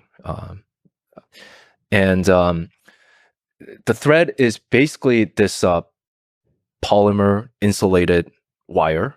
The metal conductor is the kind of a tiramisu cake of gold plat tie. And they're very, very tiny wires, 2 micron in width, so 2/1 millionth of meter. It's crazy that thing I'm looking at has the polymer insulation, has the conducting material, and has 16 electrodes at the end of it. On each of those threads. Yeah, on each of those threads. Correct. 16. Each one of those. Yes, you're not going to be able to see it with naked eyes. And I mean, to state the obvious, or maybe for people who are just listening, they're flexible. Yes. That's also one element that was incredibly important for us. So each of these threads are, as I mentioned, 16 micron in width, and then they taper to 84 micron, but in thickness, they're less than 5 micron. Mm-hmm. And in thickness is mostly, polyimide at the bottom and this metal track, and then another polyimide. So 2 micron of polyimide, 400 nanometer of this metal stack, and 2 micron of polyimide sandwiched together to protect it from the environment that is 37 degrees C bag of salt water. So maybe can you speak to some interesting aspects of the material design here? Like, what does it take to design a thing like this and to be able to manufacture a thing like this for people who don't know anything about this kind of thing? Yeah, so the material selection that we have is not, I don't think it was particularly unique. There were other labs, and there are other labs that are kind of looking at similar material stack. There's kind of a fundamental question and still needs to be answered around the longevity and reliability of these microelectrodes that we call, compared to some of the other more conventional neural interfaces devices that are intracranial, so penetrating the cortex, that are more rigid, like the Utah ray, that are these 4x4 millimeter kind of silicon shank that have exposed recording site at the end of it. That's been kind of the innovation from Richard Norman back in 1997. It's called the Utah array because he was at University of Utah. And what does the Utah array look like? So it's a rigid type of so we can actually look it up. Yeah. Yeah, so it's a bed of needle. There's okay, go ahead. I'm sorry. Those are rigid shank. Rigid. Yeah, you weren't kidding. And the size and the number of shanks vary anywhere from 64 to 128.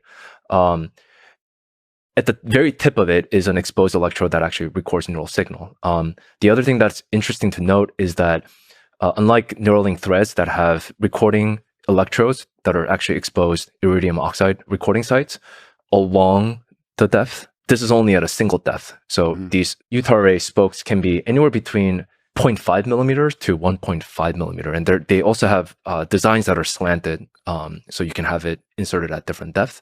But that's one of the other big differences. And then, the main key difference is the fact that there's no active electronics. These are just electrodes. And then there's a bundle of a wire that you're seeing.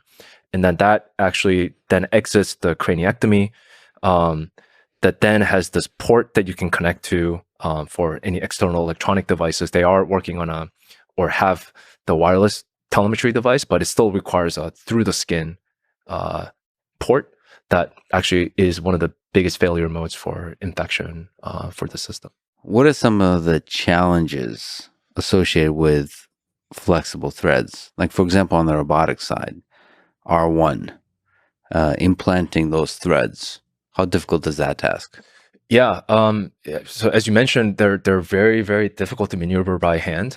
These Utah arrays that you saw earlier, they're actually inserted by a neurosurgeon actually positioning it near the site that they want, and then there's a pneumatic hammer that actually pushes them in. So it's a pretty simple process, and they're easy to maneuver. But for these thin film arrays, they're very, very tiny and flexible, so they're very difficult to maneuver. So that's why we built an entire robot to do that. There are other reasons for why we built the robot, and that is ultimately we want this to help millions and millions of people that can benefit from this, and there just aren't that many neurosurgeons out there. Robots can be something that we hope can actually do large parts of the surgery. But the robot is this entire other sort of category of product that we're working on, and it's essentially this multi-axis gantry system that has the specialized robot head that has all of the optics and this kind of a needle retracting mechanism that maneuvers these threads via this loop structure that you have on the thread. So the thread already has a loop structure by which you can grab it. Correct. Okay. Correct. So this is fascinating. So you mentioned optics. So there's a robot, R1. So for now, there's a human that actually creates a hole in the skull. And then after that, there's a computer vision component that's finding a way to avoid the blood vessels. And then you're grabbing it by the loop, each individual thread, and placing it in a particular location to avoid the blood vessels. And also choosing the depth of placement, all that. Correct. Kind of stuff. So controlling the 3D geometry of the placement. Correct. So the aspect of this robot that is unique is that it's not surgeon assisted or human assisted. It's a semi-automatic or automatic robot. Once obviously there are human component to it when you're placing targets. You can always move it away from kind of major vessels that you see. But we want to get to a point where one click and it just does the surgery within minutes. So the computer vision component finds great targets, candidates, and the human kind of approves them. And the robot does it do like one thread at a time, or does it do? It does one thread at a time, and that's actually also one thing that we are looking at ways to do multiple threads at a time. There's nothing stopping from it. You can have multiple kind of engagement mechanisms, But right now it's one by one, and we also still do quite a bit of just kind of verification to make sure that it got inserted. If so, how deep? Did it actually match what was programmed in, and so on and so forth. And the actual electrodes are placed at differing depths in the it's very small differences, but differences. Yeah. And so that there's some reasoning behind that, as you mentioned, like it gets more varied signal. Yeah, we try to place them all around 3 or 4 millimeter from the surface, just because the span of the electrode, those 16 electrodes that we currently have in this version, spans roughly around 3 millimeters. So we want to get all of those in the brain. This is fascinating. Okay, so there's a million questions here. If we go zoom in specifically on the electrodes, so what is your sense? How many neurons is each individual electrode listening to? Yeah, each electrode can record from anywhere between 0 to 40, as I mentioned, right, earlier. But practically speaking, we only see about, at most, like 2 to 3. And you can actually distinguish which neuron it's coming from by the shape of the spikes. Oh, cool. So I mentioned the spike detection algorithm that we have. It's called BOSS algorithm, Buffer Online Spike Sorter. Nice. It actually outputs, at the end of the day, 6 unique values, which are, kind of the amplitude of these like negative going hump, middle hump, like positive going hump, and then also the time at which these happen. And from that, you can have kind of a statistical probability estimation of, is that a spike? Is it not a spike? And then based on that, you could also determine, oh, that spike looks different than that spike, must come from a different neuron. Okay, so that's a nice signal processing step from which you can then make much better predictions about if there's a spike, especially in this kind of context where there could be multiple neurons screaming. And that also results in you being able to compress the data better. Yeah. In the end of the day. Okay. That's and just to be clear, I mean, the labs do this, what's called spike sorting. Usually once you have these like broadband, like the fully digitized signals, and then you run a bunch of different set of algorithms to kind of tease apart. It's just all of this for us is done on the device. On the device. In a very low power, custom, built ASIC digital processing unit. Highly heat constrained. And the processing time from signal going in and giving you the output is less than a microsecond, which is a very, very short amount of time. Oh yeah, so the latency has to be super short. Correct. Oh wow. Oh, that's a pain in the ass. Yeah, latency is this huge thing that you have to deal with. Right now, the biggest source of latency comes from the Bluetooth. The way in which they're packetized, and we bin them in 15 millisecond. Oh, interesting. Time so window. Communication constraint. Is there some potential innovation there on the protocol used? Absolutely. Okay. Yeah, Bluetooth is definitely not our final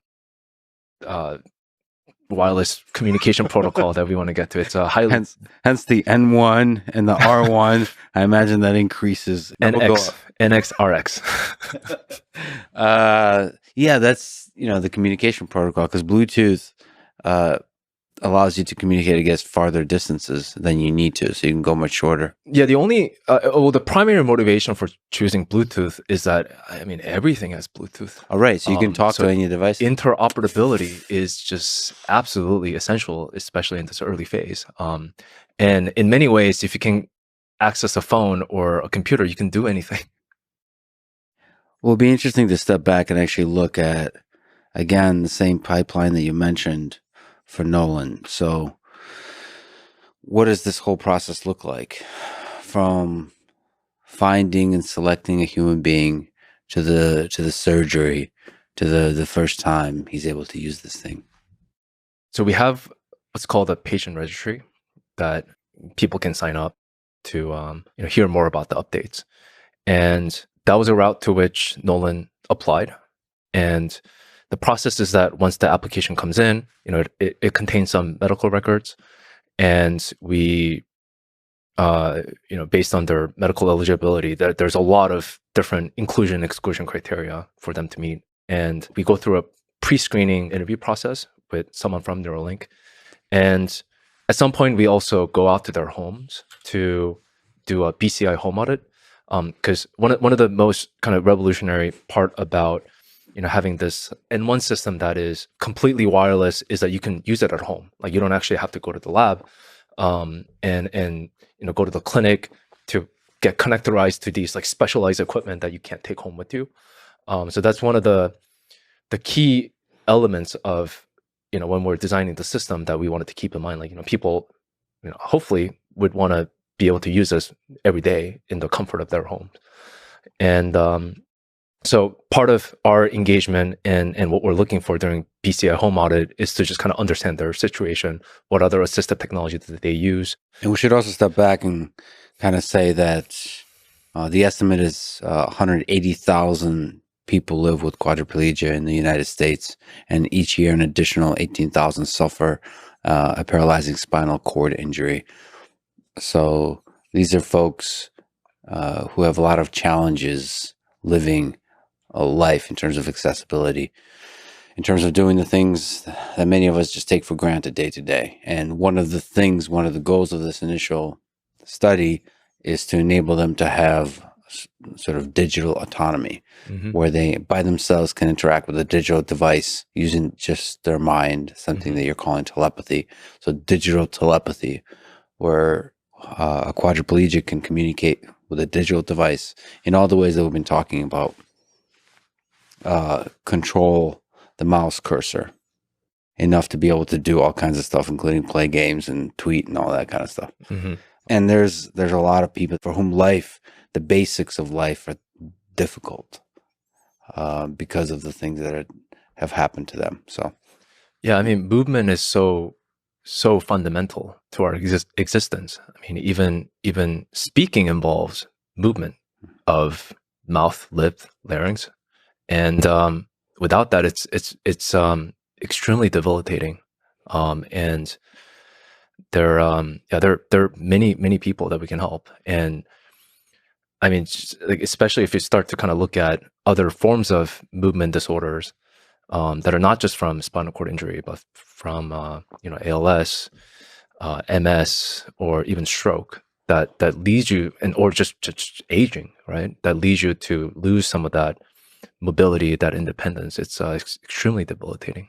And all of these are opportunities to help people, to help alleviate suffering, to help improve the quality of life. But each of the things you mentioned is its own little puzzle that needs to have increasing levels of capability from a device like a Neuralink device. And so the first one you're focusing on is, it's just a beautiful word, telepathy. So being able to communicate using your mind wirelessly with a digital device. Can you just explain this? Exactly what we're talking about. Yeah, I mean, it's exactly that. I mean, I think if you are able to control a cursor and able to click and be able to get access to computer or phone, I mean, the whole world opens up to you.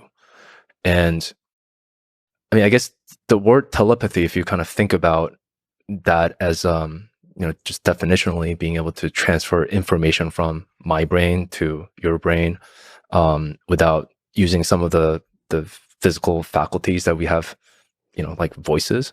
But the interesting thing here is, I think the thing that's not obviously clear is how exactly it works. So in order to move a cursor, there's at least a couple of ways of doing that. So one is you imagine yourself maybe moving a mouse with your hand, or you can then, which Nolan talked about, like imagine moving the cursor with your mind. Like, but it's like there is a cognitive step here that's fascinating, because you have to use the brain, and you have to learn how to use the brain, and you kind of have to figure it out dynamically, like because you reward yourself if it works. So you there's a step that it's just a fascinating step, because you have to get the brain to start firing in the right way. Yeah. And you do that by imagining like fake it till you make it. And all of a sudden it creates the right kind of signal that if decoded correctly, can create the kind of effect. And then there's like noise around that you have to figure all of that out. But on the human side, imagine the cursor moving is what you have to do. Yeah, he says using the force. The force. I mean, isn't that just like fascinating to you that it works? Like to me, it's like, holy shit, that actually works. Like you could move a cursor with your mind. You know, as much as you're learning to use that thing's also learning about you. Like our models constantly updating the weights to say, oh, if someone is thinking about, you know, this sophisticated forms of like spiking patterns, like that actually means to do this, right? So the machine is learning about the human, and the human is learning about the machine. So there is a adaptability to the signal processing, the decoding step, and then there's the adaptation of Nolan, the human being. Like the same way, if you give me a new mouse and I move it, I learn very quickly about its sensitivity, so I'll learn to move it slower. Mm-hmm. And then there's other kind of signal drift and all that kind of stuff they have to adapt to. Mm-hmm. So both are adapting to each other. Correct. That's a fascinating like software challenge on both sides. The software on both, on the human software and The organic and the inorganic. the organic and the inorganic. Anyway, so sorry to rudely interrupt. So there's the selection that Nolan has passed with flying colors. So everything, including that it's a BCI friendly home, all of that. So what is the process of the surgery, the implantation, the first moment when he gets to use the system? The end to end, we say patient in to patient out, is anywhere between 2 to 4 hours. In particular case for Nolan, it was about 3.5 hours. And there's many steps leading to, the actual robot insertion, right? So there's anesthesia, induction, and we do intra-op CT imaging to make sure that we're, drilling the hole in the right location. And this is also pre-planned beforehand. Someone like Nolan would go through fMRI, and then they can think about wiggling their hand. Obviously due to their injury, it's not going to actually lead to any sort of intended output, but it's the same part of the brain that actually lights up when you're imagining moving your finger to actually moving your finger. And that's one of the ways in which we can actually know where to place our threads, because we want to go into what's called the hand knob area in the motor cortex, and as much as possible densely put our electrode threads. So yeah, we do intra-op CT imaging to make sure and double check the location of the craniectomy, and surgeon comes in, does their thing in terms of like skin incision, craniectomy, so drilling of the skull, and then there's many different layers of the brain. There's what's called the dura, which is a very, very thick layer that surrounds the brain. That gets actually resected in a process called thorectomy. And that then exposes the pia in the brain that you want to insert. And by the time it's been around anywhere between 1 to 1.5 hours, robot comes in, does this thing, placement of the target, inserting of the thread. That takes anywhere between 20 to 40 minutes. In the particular case for Nolan, it was just under or just over 30 minutes. And then after that, the surgeon comes in. There's a couple other steps of like actually inserting the dural substitute layer to protect the thread as well as the brain. And then screw in the implant, and then skin flap, and then suture, and then you're out. So when Nolan woke up, what was that like? What was the recovery like? And when was the first time he was able to use it? So he was actually immediately after the surgery, like an hour after the surgery, as he was waking up, we did turn on the device, make sure that we are recording neural signals. And we actually did have a couple signals that we noticed that he can actually modulate. And what I mean by modulate is that he can think about clenching his fist, and you could see the spike disappear and appear. That's awesome. And that was immediate, Yeah. right? Immediate after in the recovery room. How cool is that? Yeah. That's a human being. I mean, what did that feel like for you? this device in a human being, a first step of a gigantic journey. I mean, it's a historic moment. Even just that spike, just to be able to modulate that. Obviously there have been other, as you mentioned, pioneers that have participated in these groundbreaking BCI, investigational early feasibility studies. So we're obviously standing in the shoulders of the giants here. We're not the first ones to actually put electrodes in a human brain. But I mean, just leading up to the surgery, there was I definitely could not sleep. It's the first time that you're working in a completely new environment. We had a lot of confidence based on our benchtop testing, or preclinical R&D studies that the mechanism, the threads, the insertion, all that stuff is very safe, and that it's obviously ready for doing this in a human. But there's still a lot of unknown about, can the needle actually insert? I mean, we brought something like 40 needles just in case they break, and we ended up using only one. But I mean, that was a level of just complete unknown, right? Because it's a very, very different environment, and I mean, that's why we do clinical trial in the first place, to be able to test these things out. So extreme nervousness and many sleepless night leading up to the surgery, and definitely the day before the surgery. And it was an early morning surgery. Like we started at 7 a.m. And by the time it was around 10:30, it was everything was done. But I mean, first time seeing that, well, number one, just huge relief that this thing is doing what it's supposed to do. And two, I mean, just immense amount of gratitude for Nolan and his family, and then many others that have applied and that we've spoken to and will speak to are, I mean, true pioneers in everywhere. And I sort of call them the neural astronauts or neural not.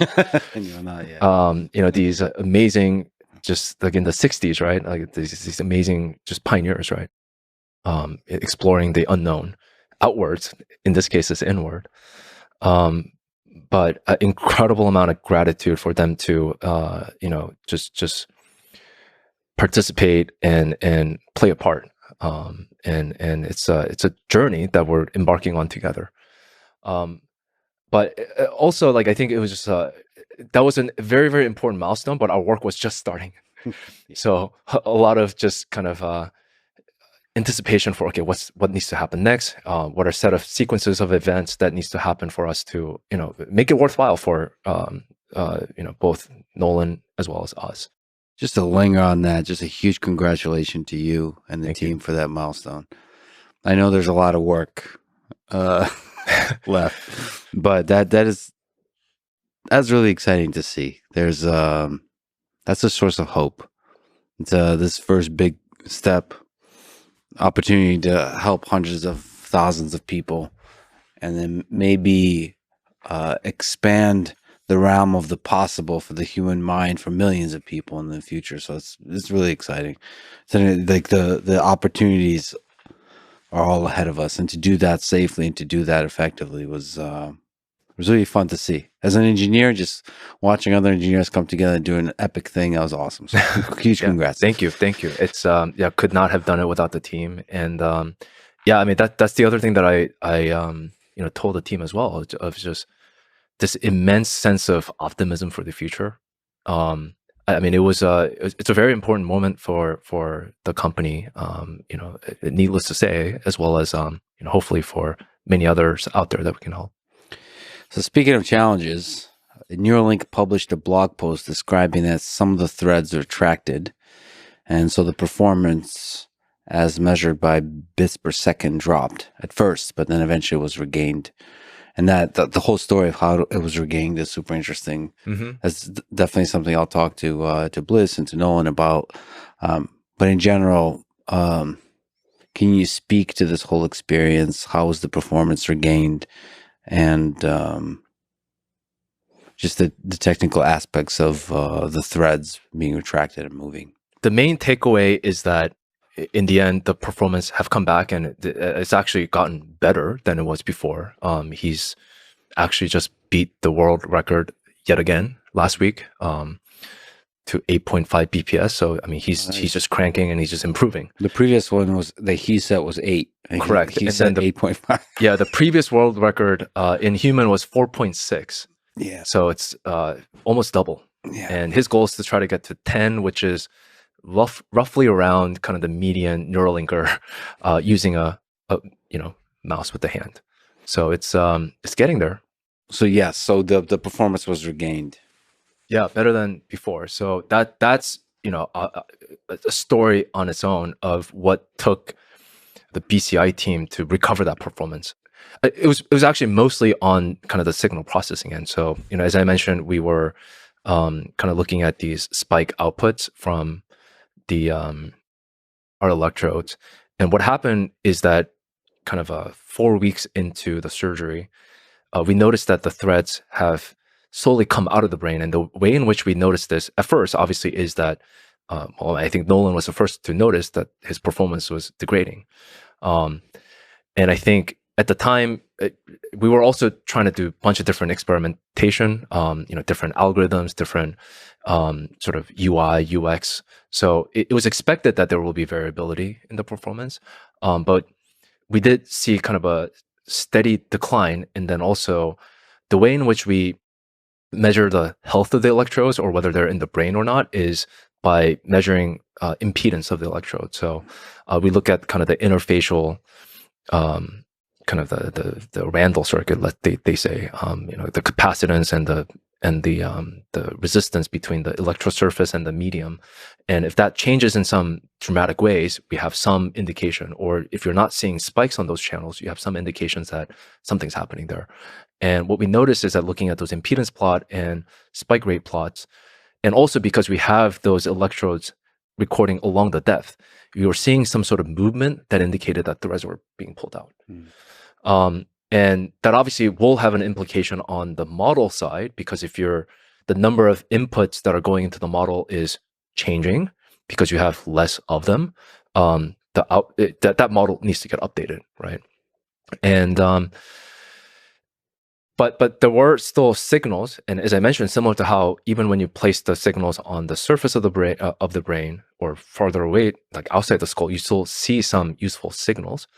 What we started looking at is not just the spike occurrence through this BOSS algorithm that I mentioned, but we started looking at just the power of the frequency band that is interesting for Nolan to be able to modulate. So once we kind of changed the algorithm for the implant to not just give you the BOSS output, but also these spike band power output, that helped us sort of refine the model with the new set of inputs. And that was the thing that really ultimately gave us the performance back.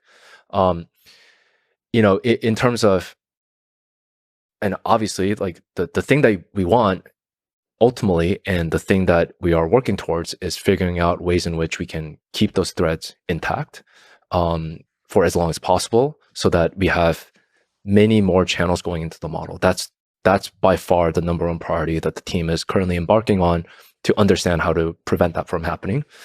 The thing that I will say also is that, as I mentioned, this is the first time ever that we're putting these threads in a human brain. And human brain, just for size reference, is 10 times that of the monkey brain or the sheep brain. And it's just a very, very different environment. It moves a lot more. It's like actually moved a lot more than we expected when we did Nolan surgery. And it's just a very, very different environment than what we're used to. And this is why we do clinical trial, right? We want to uncover some of these issues and failure modes earlier than later. So in many ways, it's provided us with this enormous amount of data and information to be able to solve this. And this is something that Neuralink is extremely good at. Once we have set of clear objective and engineering problem, we have enormous amount of talents across many, many disciplines to be able to come together and fix the problem very, very quickly. But it sounds like one of the fascinating challenges here is for the system on the decoding side to be adaptable across different timescales. So whether it's movement of threads or different aspects of signal drift, sort of on the software of the human brain, something changing. Like Nolan talks about cursor drift that could be corrected, and there's a whole UX challenge to how to do that. So it sounds like adaptability is like a fundamental property that has to be engineered in. It is, and I mean, I think, I mean, as a company, we're extremely vertically integrated. You know, we make these thin film arrays in our own microfab. Yeah, there's like you said, built in-house. This whole paragraph here from this blog post is pretty gangster. Building the technologies described above has been no small feat. And there's a bunch of links here that I recommend people click on. We constructed in-house microfabrication capabilities to rapidly produce various iterations of thin film arrays that constitute our electrode threads. We created a custom femtosecond laser mill to manufacture components with micro-level precision. I think there's a tweet associated with this. That's a whole thing that we can get into. Yeah, this okay. What are we looking at here? This thing. This is so in less than 1 minute, our custom-made femtosecond laser mill cuts this geometry in the tips of our needles. So we're looking at this weirdly shaped needle. The tip is only 10 to 12 microns in width, only slightly larger than the diameter of a red blood cell. The small size allows threads to be inserted with minimal damage to the cortex. Okay, so what's interesting about this geometry? So we're looking at this just geometry of a needle. Yeah.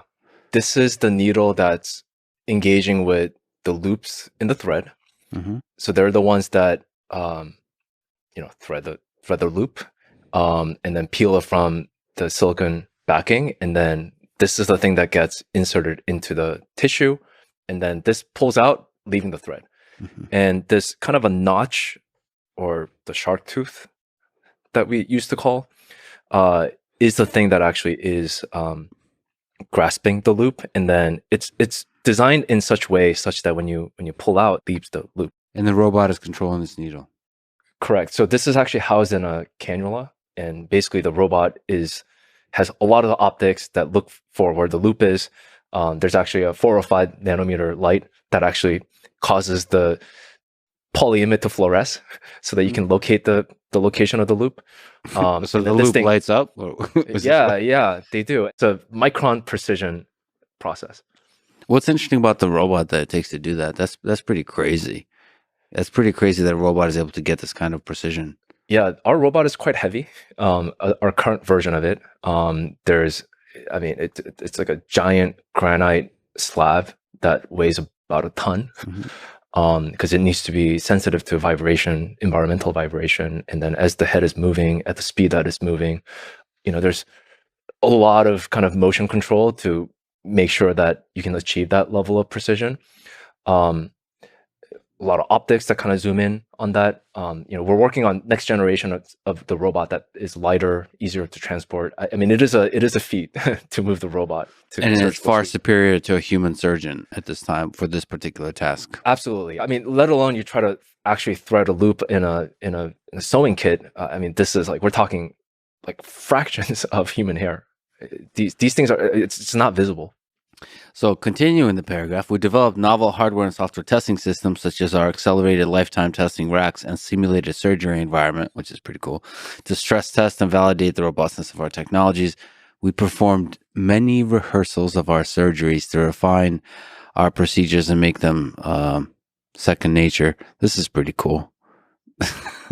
We practice surgeries on proxies with all the hardware and instruments needed in our mock or in the engineering space. This helps us rapidly test and measure. So there's like proxies. Yeah, this proxy is super cool, actually. So there's a 3D printed skull from the images that is taken at Barrow, as well as this hydrogel mix, you know, sort of synthetic polymer thing that actually mimics the mechanical properties of the brain. It also has vasculature of the person. Cool. So basically what we're talking about here, and there's a lot of work that has gone into making this said proxy, that It's about like finding the right concentration of these different synthetic polymers to get the right set of consistency for the needle dynamics, as they're being inserted. But we practice this surgery with the person, Nolan's basically physiology and brain, many, many times prior to actually doing the surgery. So to every step, every step. Yeah. Like, where does someone stand? Like, I mean, like what you're looking at is the picture. This is in our office of this kind of corner of the robot engineering space that we, have created, this like mock OR space that looks exactly like what they would experience, all the staff would experience during their actual surgery. So, I mean, it's just kind of like any dance rehearsal where you know exactly where you're going to stand at what point, and you just practice that over and over and over again with an exact anatomy of someone that you're going to surgerize. And it got to a point where a lot of our engineers, when we created a craniectomy, they're like, "Oh, that looks very familiar. We've seen that before." Yeah, man. There's wisdom you can gain through doing the same thing over and over and over. It's like Jiro dreams of sushi kind of thing. Because then it's like Olympic athletes visualize the Olympics, and then once you actually show up, it feels you. It feels like any other day. It feels almost boring winning the gold medal because you've visualized this so many times, you've practiced this so many times that nothing about it is new. It's boring. You win the gold medal, it's boring, and the experience they talk about is mostly just relief. Probably that they don't have to visualize it anymore. Yeah, the power of the mind to visualize, and where I mean, there's a whole field that studies where muscle memory lies in cerebellum. Yeah, it's incredible. I think it's a good place to actually ask sort of the big question that people might have is, how do we know every aspect of this that you described is safe? At the end of the day, the gold standard is to look at the tissue. What sort of trauma did you cause the tissue, and does that correlate to whatever behavioral anomalies that you may have seen? And that's the language to which we can communicate about the safety of inserting something into the brain and what type of trauma that you can cause. So we actually have an entire department of pathology that looks at these tissue slices. There are many steps that are involved in doing this. Once you have studies that are launched to with particular endpoints in mind, at some point you have to euthanize the animal, and then you go through necropsy to kind of collect the brain tissue samples. You fix them in formalin, and you like roast them, you section them, and you look at individual slices just to see what kind of reaction or lack thereof exists. So that's the kind of the language to which FDA speaks, and as well for us to kind of evaluate the safety of the insertion mechanism as well as the threads at various different time points. Both acute, so anywhere between 0 to 3 months to beyond 3 months. So those are kind of the details of an extremely high standard of safety that has to be reached. Correct. FDA supervises this, but there's in general just a very high standard. And every aspect of this, including the surgery. I think Matthew McDougall has mentioned that like the standard is, let's say, how to put it politely, higher than maybe some other operations that we take for granted. So the standard for all the surgical stuff here is extremely high. Very high. I mean, it's a highly, highly regulated environment with, the governing agencies that scrutinize every medical device that gets marketed. And I think it's a good thing. It's good to have those high standards, and we try to hold extremely high standards to kind of understand what sort of damage, if any, these innovative emerging technologies and new technologies that we're building are. And so far we have been extremely impressed by lack of immune response from these threads. Speaking of which, you talked to me with excitement about the histology and some of the images that you're able to share. Can you explain to me what we're looking at? Yeah, so what you're looking at is a stained tissue image. So this is a sectioned tissue slice from an animal that was implanted for 7 months, so kind of a chronic time point. And you're seeing all these different colors, and each color indicates specific types of cell types. So purple and pink are astrocytes and microglia, respectively. They're types of glial cells. And yeah, the other thing that people may not be aware of is your brain is not just made up of soup of neurons and axons. There are other cells like glial cells that actually kind of is the glue and also react if there are any trauma or damage to the tissue. But the brown are the neurons The here. brown are the neurons So and the blue is neurons. nuclei.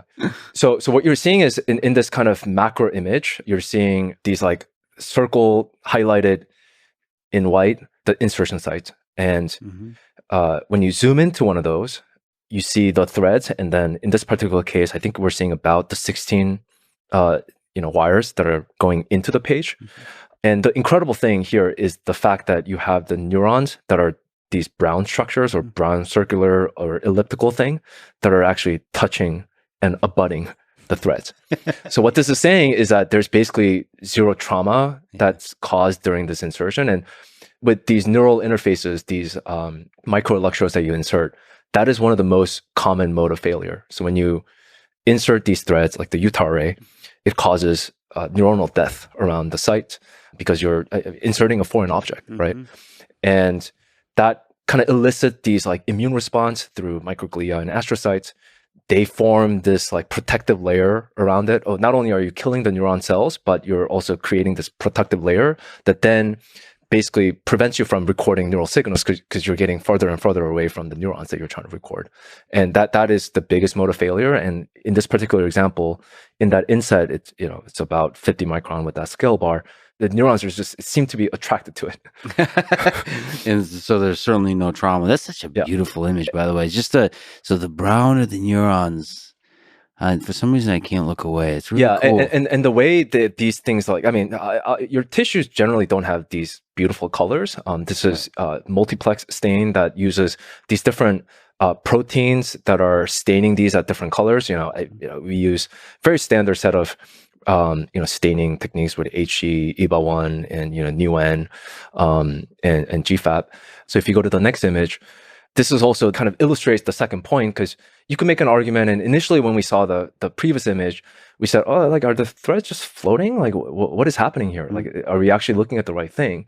So what we did is we did another stain, and this is all done in-house, of this Masson's trichrome stain, which is in blue, that shows these collagen layers. So the blue basically, like, you don't want the blue around the implant threads, because that means that there's some sort of scarring that's happened. And what you're seeing, if you look at individual threads, is that you don't see any of the blue, which means that there has been absolutely or very, very minimal, to a point where it's not detectable, amount of trauma in these inserted threads. So that presumably is one of the big benefits of having this kind of flexible thread. Yeah, so we think this is primarily due to the size as well as the flexibility of the threads. Also, the fact that R1 is avoiding vasculature, so we're not disrupting, or we're not causing damage to the vessels and not breaking any of the blood-brain barrier, has basically caused the immune response to be muted. But this is also a nice illustration of the size of things. So this is the tip of the thread. Yeah, those are neurons. They're neurons, and this is the thread listening, and the electrodes are positioned how?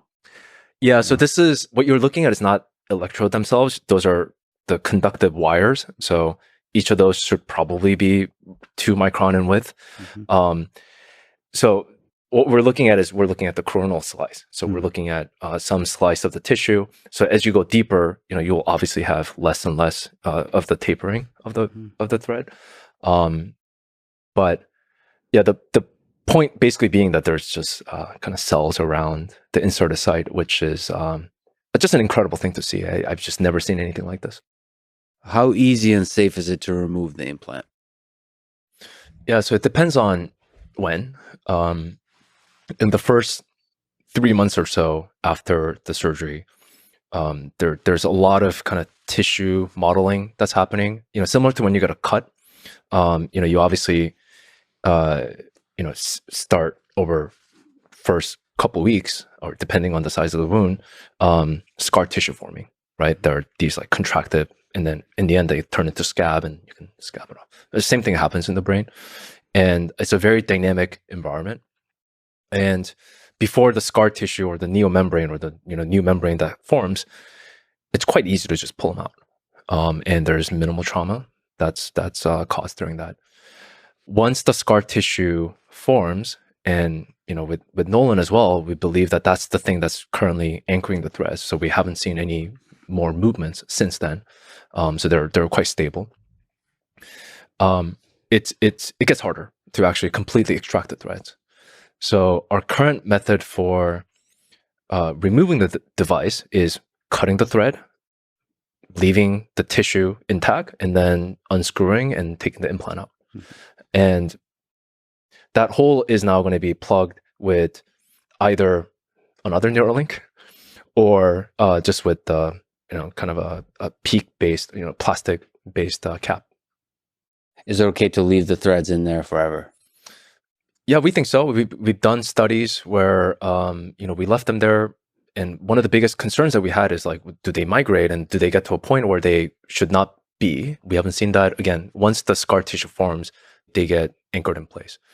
And I should also say that when we say upgrades, like we're not just talking in theory here. Like we've actually upgraded many times.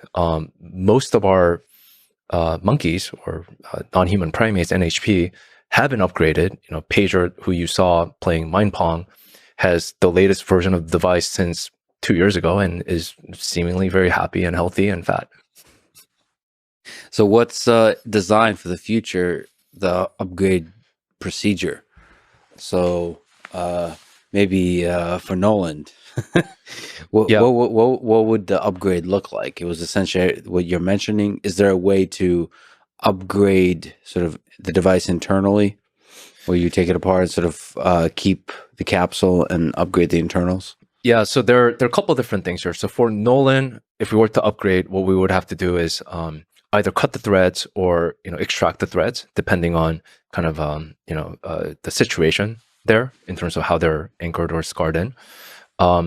If you were to remove them with the dural substitute, you have an intact brain, so you can reinsert different threads with the updated implant package.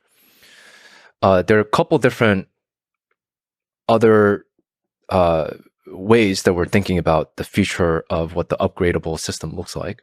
One is, at the moment we currently remove the dura, this kind of thick layer that protects the brain, but that actually is the thing that actually proliferates the scar tissue formation. So typically, the general good rule of thumb is you want to leave the nature as is and not disrupt it as much. So we're looking at ways to insert the threads through the dura, which comes with different set of challenges, such as, it's a pretty thick layer. So how do you actually penetrate that without breaking the needle? So we're looking at different needle design for that, as well as the kind of the loop engagement. The other biggest challenges are it's quite opaque optically with white light illumination. So how do you avoid still this biggest advantage that we have of avoiding vasculature? How do you image through that? How do you actually still mediate that? So there are other imaging techniques that we're looking at to enable that. But the goal, our hypothesis is that, and based on some of the early evidence that we have, doing through the dura insertion will cause minimal scarring that causes them to be much easier to extract over time. And the other thing that we're also looking at, this is going to be a fundamental change in the implant architecture, is at the moment, it's a monolithic single implant that comes with a thread that's bonded together, so you can't actually separate the thing out. Mm-hmm. But you can imagine having two-part implant.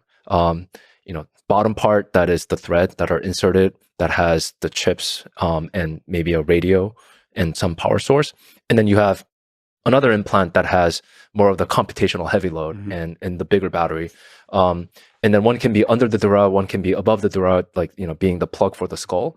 They can talk to each other, but the thing that you want to upgrade, the computer and not the threads, if you want to upgrade that, you just go in there, remove the screws and then put in the next version, and, you're off the, it's a very, very easy surgery too. Like you do a skin incision, slip this in, screw, probably be able to do this in 10 minutes. So that would allow you to reuse the threads, sort of. Correct. So, I mean, this leads to the natural question of what is the pathway to scaling the increase in the number of threads? Is that a priority? Is that like what's the technical challenge there? Yeah, that is a priority. So for next versions of the implant, the key metrics that we're looking to improve are number of channels, just recording from more and more neurons. We have a pathway to actually go from currently 1,000 to hopefully 3,000, if not 6,000 by end of this year. Wow. And then end of next year, we want to get to, even more, 16,000. Wow.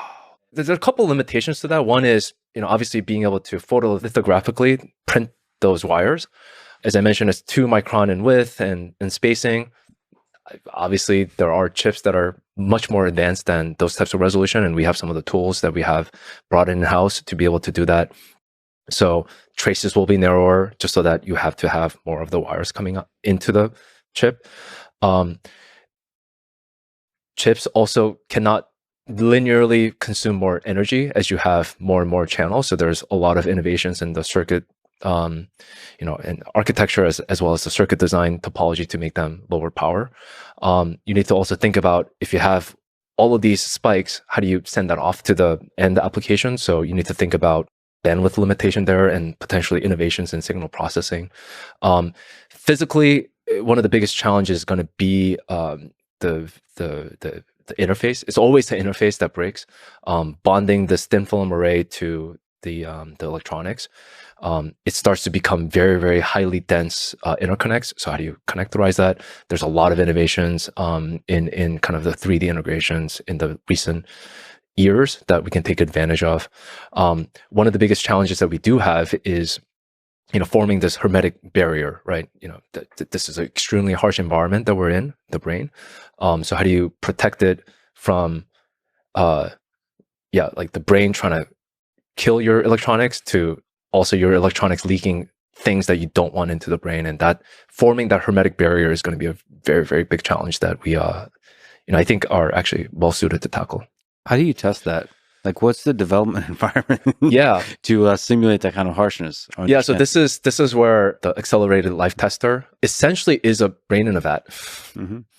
It literally is a vessel that is made up of, and again, for all intents and purpose for this particular types of tests, your brain is a salt water, mm-hmm. and you can also put some other set of chemicals like reactive oxygen species that get at kind of these interfaces and trying to cause a reaction to pull it apart. But you could also increase the rate at which these interfaces are aging by just increasing temperature. So every 10 degrees Celsius that you increase, you're basically accelerating time by 2x. And there's limit as to how much temperature you want to increase, because at some point there's some other nonlinear dynamics that causes you to have other nasty gases to form that just is not realistic in an environment. So what we do is we increase in our ALT chamber by 20 degrees Celsius. That increases the aging by four times. So essentially 1 day in ALT chamber is 4 day in calendar year. Mm-hmm. And we look at whether the implants still are intact, including the threads and operation and all of that.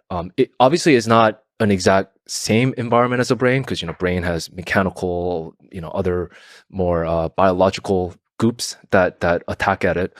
But it is a good testing environment for at least the enclosure and the strength of that enclosure. And I mean, we've had implants, the current version of the implant that has been in there for, close to 2.5 years, which is equivalent to a decade, and they seem to be fine. So it's interesting that so basically close approximation is warm salt water. Hot salt water is a good testing environment. Yeah. By the way, I'm drinking Element, which is basically salt water, which is making me kind of. It doesn't have computational power the way the brain does, but maybe in terms of other characteristics, it's quite similar. Yeah. And I'm consuming it. Yeah, you have to get it in the right pH too. And then consciousness will emerge. Yeah. No. All right. But by the way, the other thing that also is interesting about our enclosure is, if you look at our implant, it's not your common looking medical implant that usually is encased in a titanium can that's laser welded. We use this polymer called PCTFE, polychlorotrifluoroethylene, which is actually commonly used in blister packs.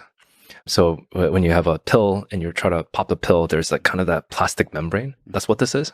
No one's actually ever used this except us. And the reason we wanted to do this is because it's electromagnetically transparent. So when we talked about the electromagnetic inductive charging with titanium can, usually if you want to do something like that, you have to have a sapphire window, and it's a very, very tough process to scale. So you're doing a lot of iteration here on every aspect of this: the materials, the software, the hard, all of it. The whole shebang. So you mentioned scaling. Is it possible to have multiple Neuralink devices as one of the ways of scaling? To have multiple Neuralink devices implanted? That's the goal. Yeah, we've had. I mean, our monkeys have had 2 Neuralinks, one in each hemisphere, and then we're also looking at potential of having one in motor cortex, one in visual cortex, and one in wherever other cortex. So focusing on a particular function, one Neuralink device. Correct. I mean, I wonder if there's some level of customization that can be done on the compute side. So for the motor cortex, absolutely, that's the goal. And we talk about at Neuralink building a generalized neural interface to the brain, and that also is strategically how we're approaching this with marketing and also with regulatory, which is, hey, look, we have the robot, and the robot can access any part of the cortex. Right now, we're focused on motor cortex with current version of the N1 that's specialized for motor decoding tasks. But also at the end of the day, there's kind of a general compute available there. But typically, if you want to really get down to kind of hyper optimizing for power and efficiency, you do need to get to some specialized function, right?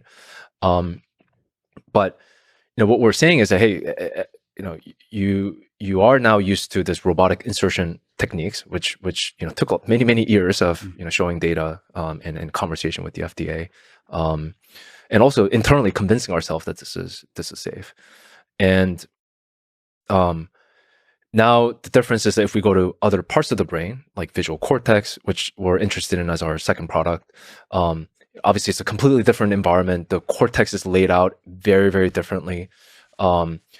It's going to be more stimulation focused rather than recording, just kind of creating visual percepts. But in the end, we're using the same thin film array technology. We're using the same robot insertion technology. We're using the same, packaging technology. Now it's more the conversation is focused around what are the differences and what are the implications of those differences in safety and efficacy. The way you said second product is both hilarious and awesome to me.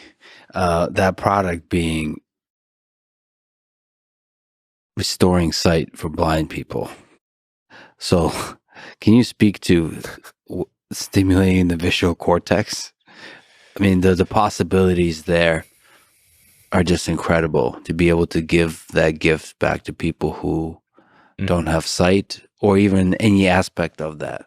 Can you just speak to the challenges of, there's several challenges here. Oh, many. One of which is, like you said, from recording to the stimulation. Just any aspect of that you're both excited and see the challenges of.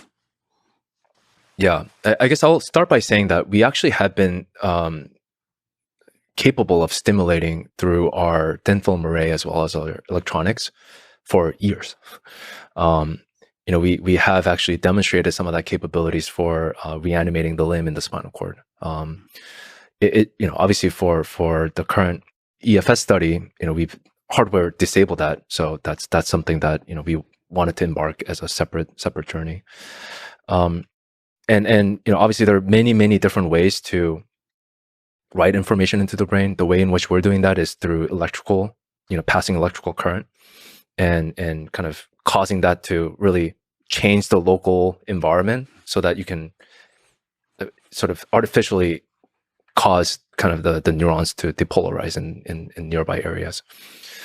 For vision specifically, the way our visual system works, it's both well understood. I mean, anything with kind of brain, there are aspects of it that's well understood, but in the end, like we don't really know anything. But the way visual system works is that you have photon hitting your eye, and in your eyes, there are these specialized cells called photoreceptor cells that convert the photon energy into electrical signals, and then that then gets projected to your back of your head, your visual cortex. It goes through actually thalamic system called LGN that then projects it out, and then in the visual cortex there's visual area 1 or V1, and then there's bunch of other higher level processing layers like V2, V3. And there are actually kind of interesting parallels. And when you study the behaviors of these convolutional neural networks, like what the different layers of the network is detecting, first they're detecting like these edges, and they're then detecting some more natural curves, and then they start to detect like objects, right? Kind of similar thing happens in the brain. And a lot of that has been inspired, and also, it's been kind of exciting to see some of the correlations there. But things like from there, where does cognition arise, and where's color encoded? There's just not a lot of fundamental understanding there. So in terms of kind of bringing sight back to those that are blind, there are many different forms of blindness. There's actually 1 million people in the US that are legally blind. That means like certain like score below in kind of the visual test. I think it's something like if you can see something at 20 feet distance that normal people can see at 200 feet distance, like if you're worse than that, you're legally blind. So fundamentally, that means you can't function effectively. Correct. Using sight in the world. Yeah, like to navigate your environment. And yeah, there are different forms of blindness. There are forms of blindness where there's some degeneration of your retina, these photoreceptor cells, and rest of your visual processing that I described is intact. And for those types of individuals, you may not need to maybe stick electrodes into the visual cortex. You can actually build retinal prosthetic devices that actually just replaces the function of that retinal cells that are degenerated. And there are many companies that are working on that. But that's a very small slice, albeit significant, still smaller slice of folks that are legally blind. If there's any damage along that circuitry, whether it's in the optic nerve or just the LGN circuitry or any break in that circuit, that's not going to work for you. And the source of where you need to actually cause that visual percept to happen, because your biological mechanism is not doing that, is by placing electrodes in the visual cortex in the back of your head. And the way in which this would work is that you would have an external camera, whether it's something as unsophisticated as a GoPro, or some sort of wearable Ray-Ban type glasses that Meta's working on, that captures a scene, right? And that scene is then converted to a set of electrical impulses or stimulation pulses that you would activate in your visual cortex through these thin film arrays. And by playing some concerted kind of orchestra of these stimulation patterns, you can create what's called phosphenes, which are these kind of white yellowish dots that you can also create by just pressing your eyes. Mm-hmm. You can actually create those percepts by stimulating the visual cortex.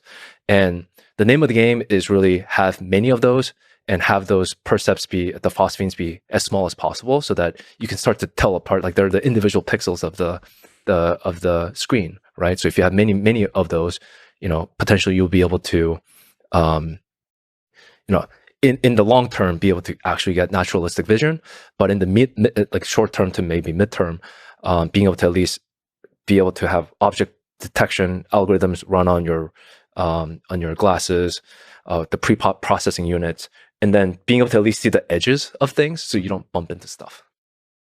This is incredible. This is really incredible. So you basically would be adding pixels, and your brain would start to figure out what those pixels mean. Yeah. And like with different kinds of assistant on the signal processing on all fronts. Yeah. The thing that actually, so a couple things. One is, obviously if you're blind from birth, the way brain works, especially in the early age, neuroplasticity is really nothing other than, kind of your brain and different parts of your brain fighting for the limited territory. Yeah. And yeah, I mean, very, very quickly you see cases where, people that are, I mean, you also hear about people who are blind that have heightened sense of hearing or some other senses. And the reason for that is because that cortex that's not used just gets taken over by these different parts of the cortex. So for those types of individuals, I mean, I guess they're going to have to now map some other parts of their senses into what they call vision, but it's going to be obviously a very, very different conscious experience. So I think that's an interesting caveat. The other thing that also is important to highlight is that we're currently limited by our biology in terms of the wavelength that we can see. There's a very, very small wavelength that is a visible light wavelength that we can see with our eyes. But when you have an external camera with this BCI system, you're not limited to that. You can have infrared, you can have UV, you can have whatever other spectrum that you want to see.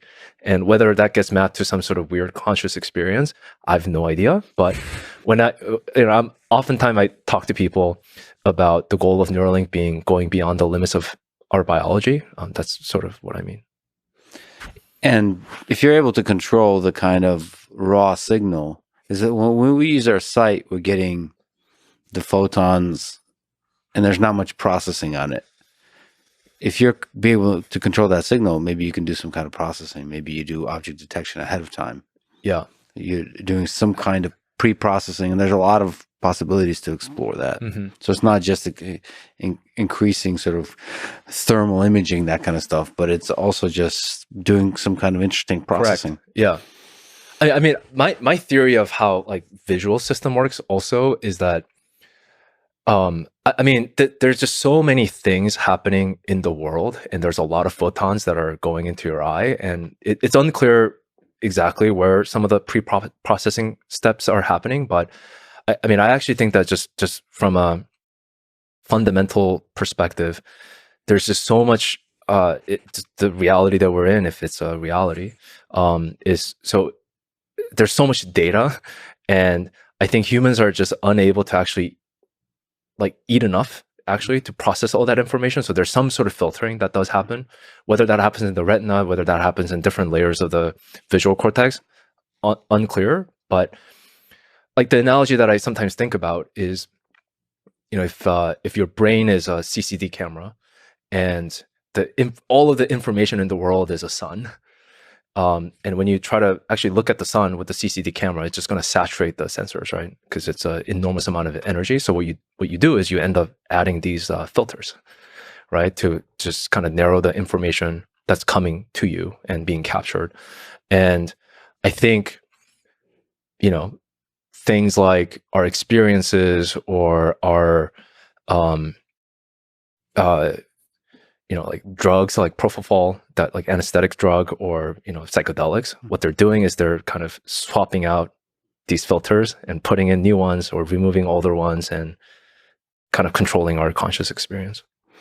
Yeah, man, not to distract from the topic, but I just took a very high dose of ayahuasca in the Amazon jungle. So yes, it's a nice way to think about it. You're swapping out different experiences, and with Neuralink being able to control that, primarily at first to improve function, not for entertainment purposes or enjoyment purposes, but giving back lost functions. Giving back lost functions, and that's especially when the function is completely lost. Mm-hmm. Anything is a huge help. Would you implant a Neuralink device in your own brain? Absolutely. I mean, maybe not right now, but absolutely. What kind of capability, once reached, you would start getting real curious and almost get a little antsy, like jealous of people that get as you watch them get implanted? Yeah, I mean, even with our early participants, if they start to do things that I can't do, which I think is in the realm of possibility for them to be able to get 15, 20, if not like 100 bps, right? There's nothing that fundamentally stops us from being able to achieve that type of performance. um, I mean, I would certainly get jealous that they can do that. I should say that watching Nolan, I get a little jealous because he's having so much fun, and it seems like such a chill way to play video games. Yeah. So I mean, the thing that also is hard to appreciate sometimes is that he's doing these things while while talking, and I mean, it's multitasking, right? So it's clearly, it's obviously cognitively intensive, but similar to how when we talk, we move our hands, like these things, like you like are multitasking. I mean, he's able to do that, and you won't be able to do that with other assistive technology, as far as I'm aware. If you're obviously using like an eye tracking device, you're very much fixated on that thing that you're trying to do. And if you're using voice control, I mean, like if you say some other stuff, yeah, you don't get to use that. yeah, the multitasking aspect of that is really interesting. So it's not just the BPS for the primary task; it's the parallelization of multiple tasks. If you measure the BPS for the entirety of the human organism, so if you're talking and doing a thing with your mind and looking around, also. But I mean, there's just a lot of parallelization that can be happening. Yeah. But I mean, I think at some point for him, like if he wants to really achieve those high level BPS, it does require like full attention, right? And that's a separate circuitry that is a big mystery, like how attention works, and Yeah, attention, like cognitive load. I've read a lot of literature on people doing two tasks. Like you have your primary task and a secondary task, and the secondary task is a source of distraction. And how does that affect the performance of the primary task? And there's, depending on the task, there's a lot of interesting. I mean, this is an interesting computational device, right? And I think there's, to say the least, a lot of novel insights that can be gained from everything. I mean, I personally am surprised that no one's able to do such incredible control of the cursor while talking, and also being nervous at the same time, because he's talking like all of us are. If you're talking in front of the camera, you get nervous. So all of those are coming into play, and he's able to still achieve high performance. Surprising. I mean, all of this is really amazing. And I think just after researching this really in depth, I kind of want a Neuralink. Like get in the line. And also the safety, get in line. Well, we should say the registry is for people who have quadriplegia and all that kind of stuff. Yeah, so there'll be a separate line for people. They're just curious, like myself. So now that Nolan, patient P1, is part of the ongoing Prime study, what's the high-level vision for P2, P3, P4, P5, and just the expansion into other human beings that are getting to experience this implant? Yeah, I mean, the primary goal is, for our study in the first place, is to achieve safety endpoints, just understand safety of this device as well as the implantation process.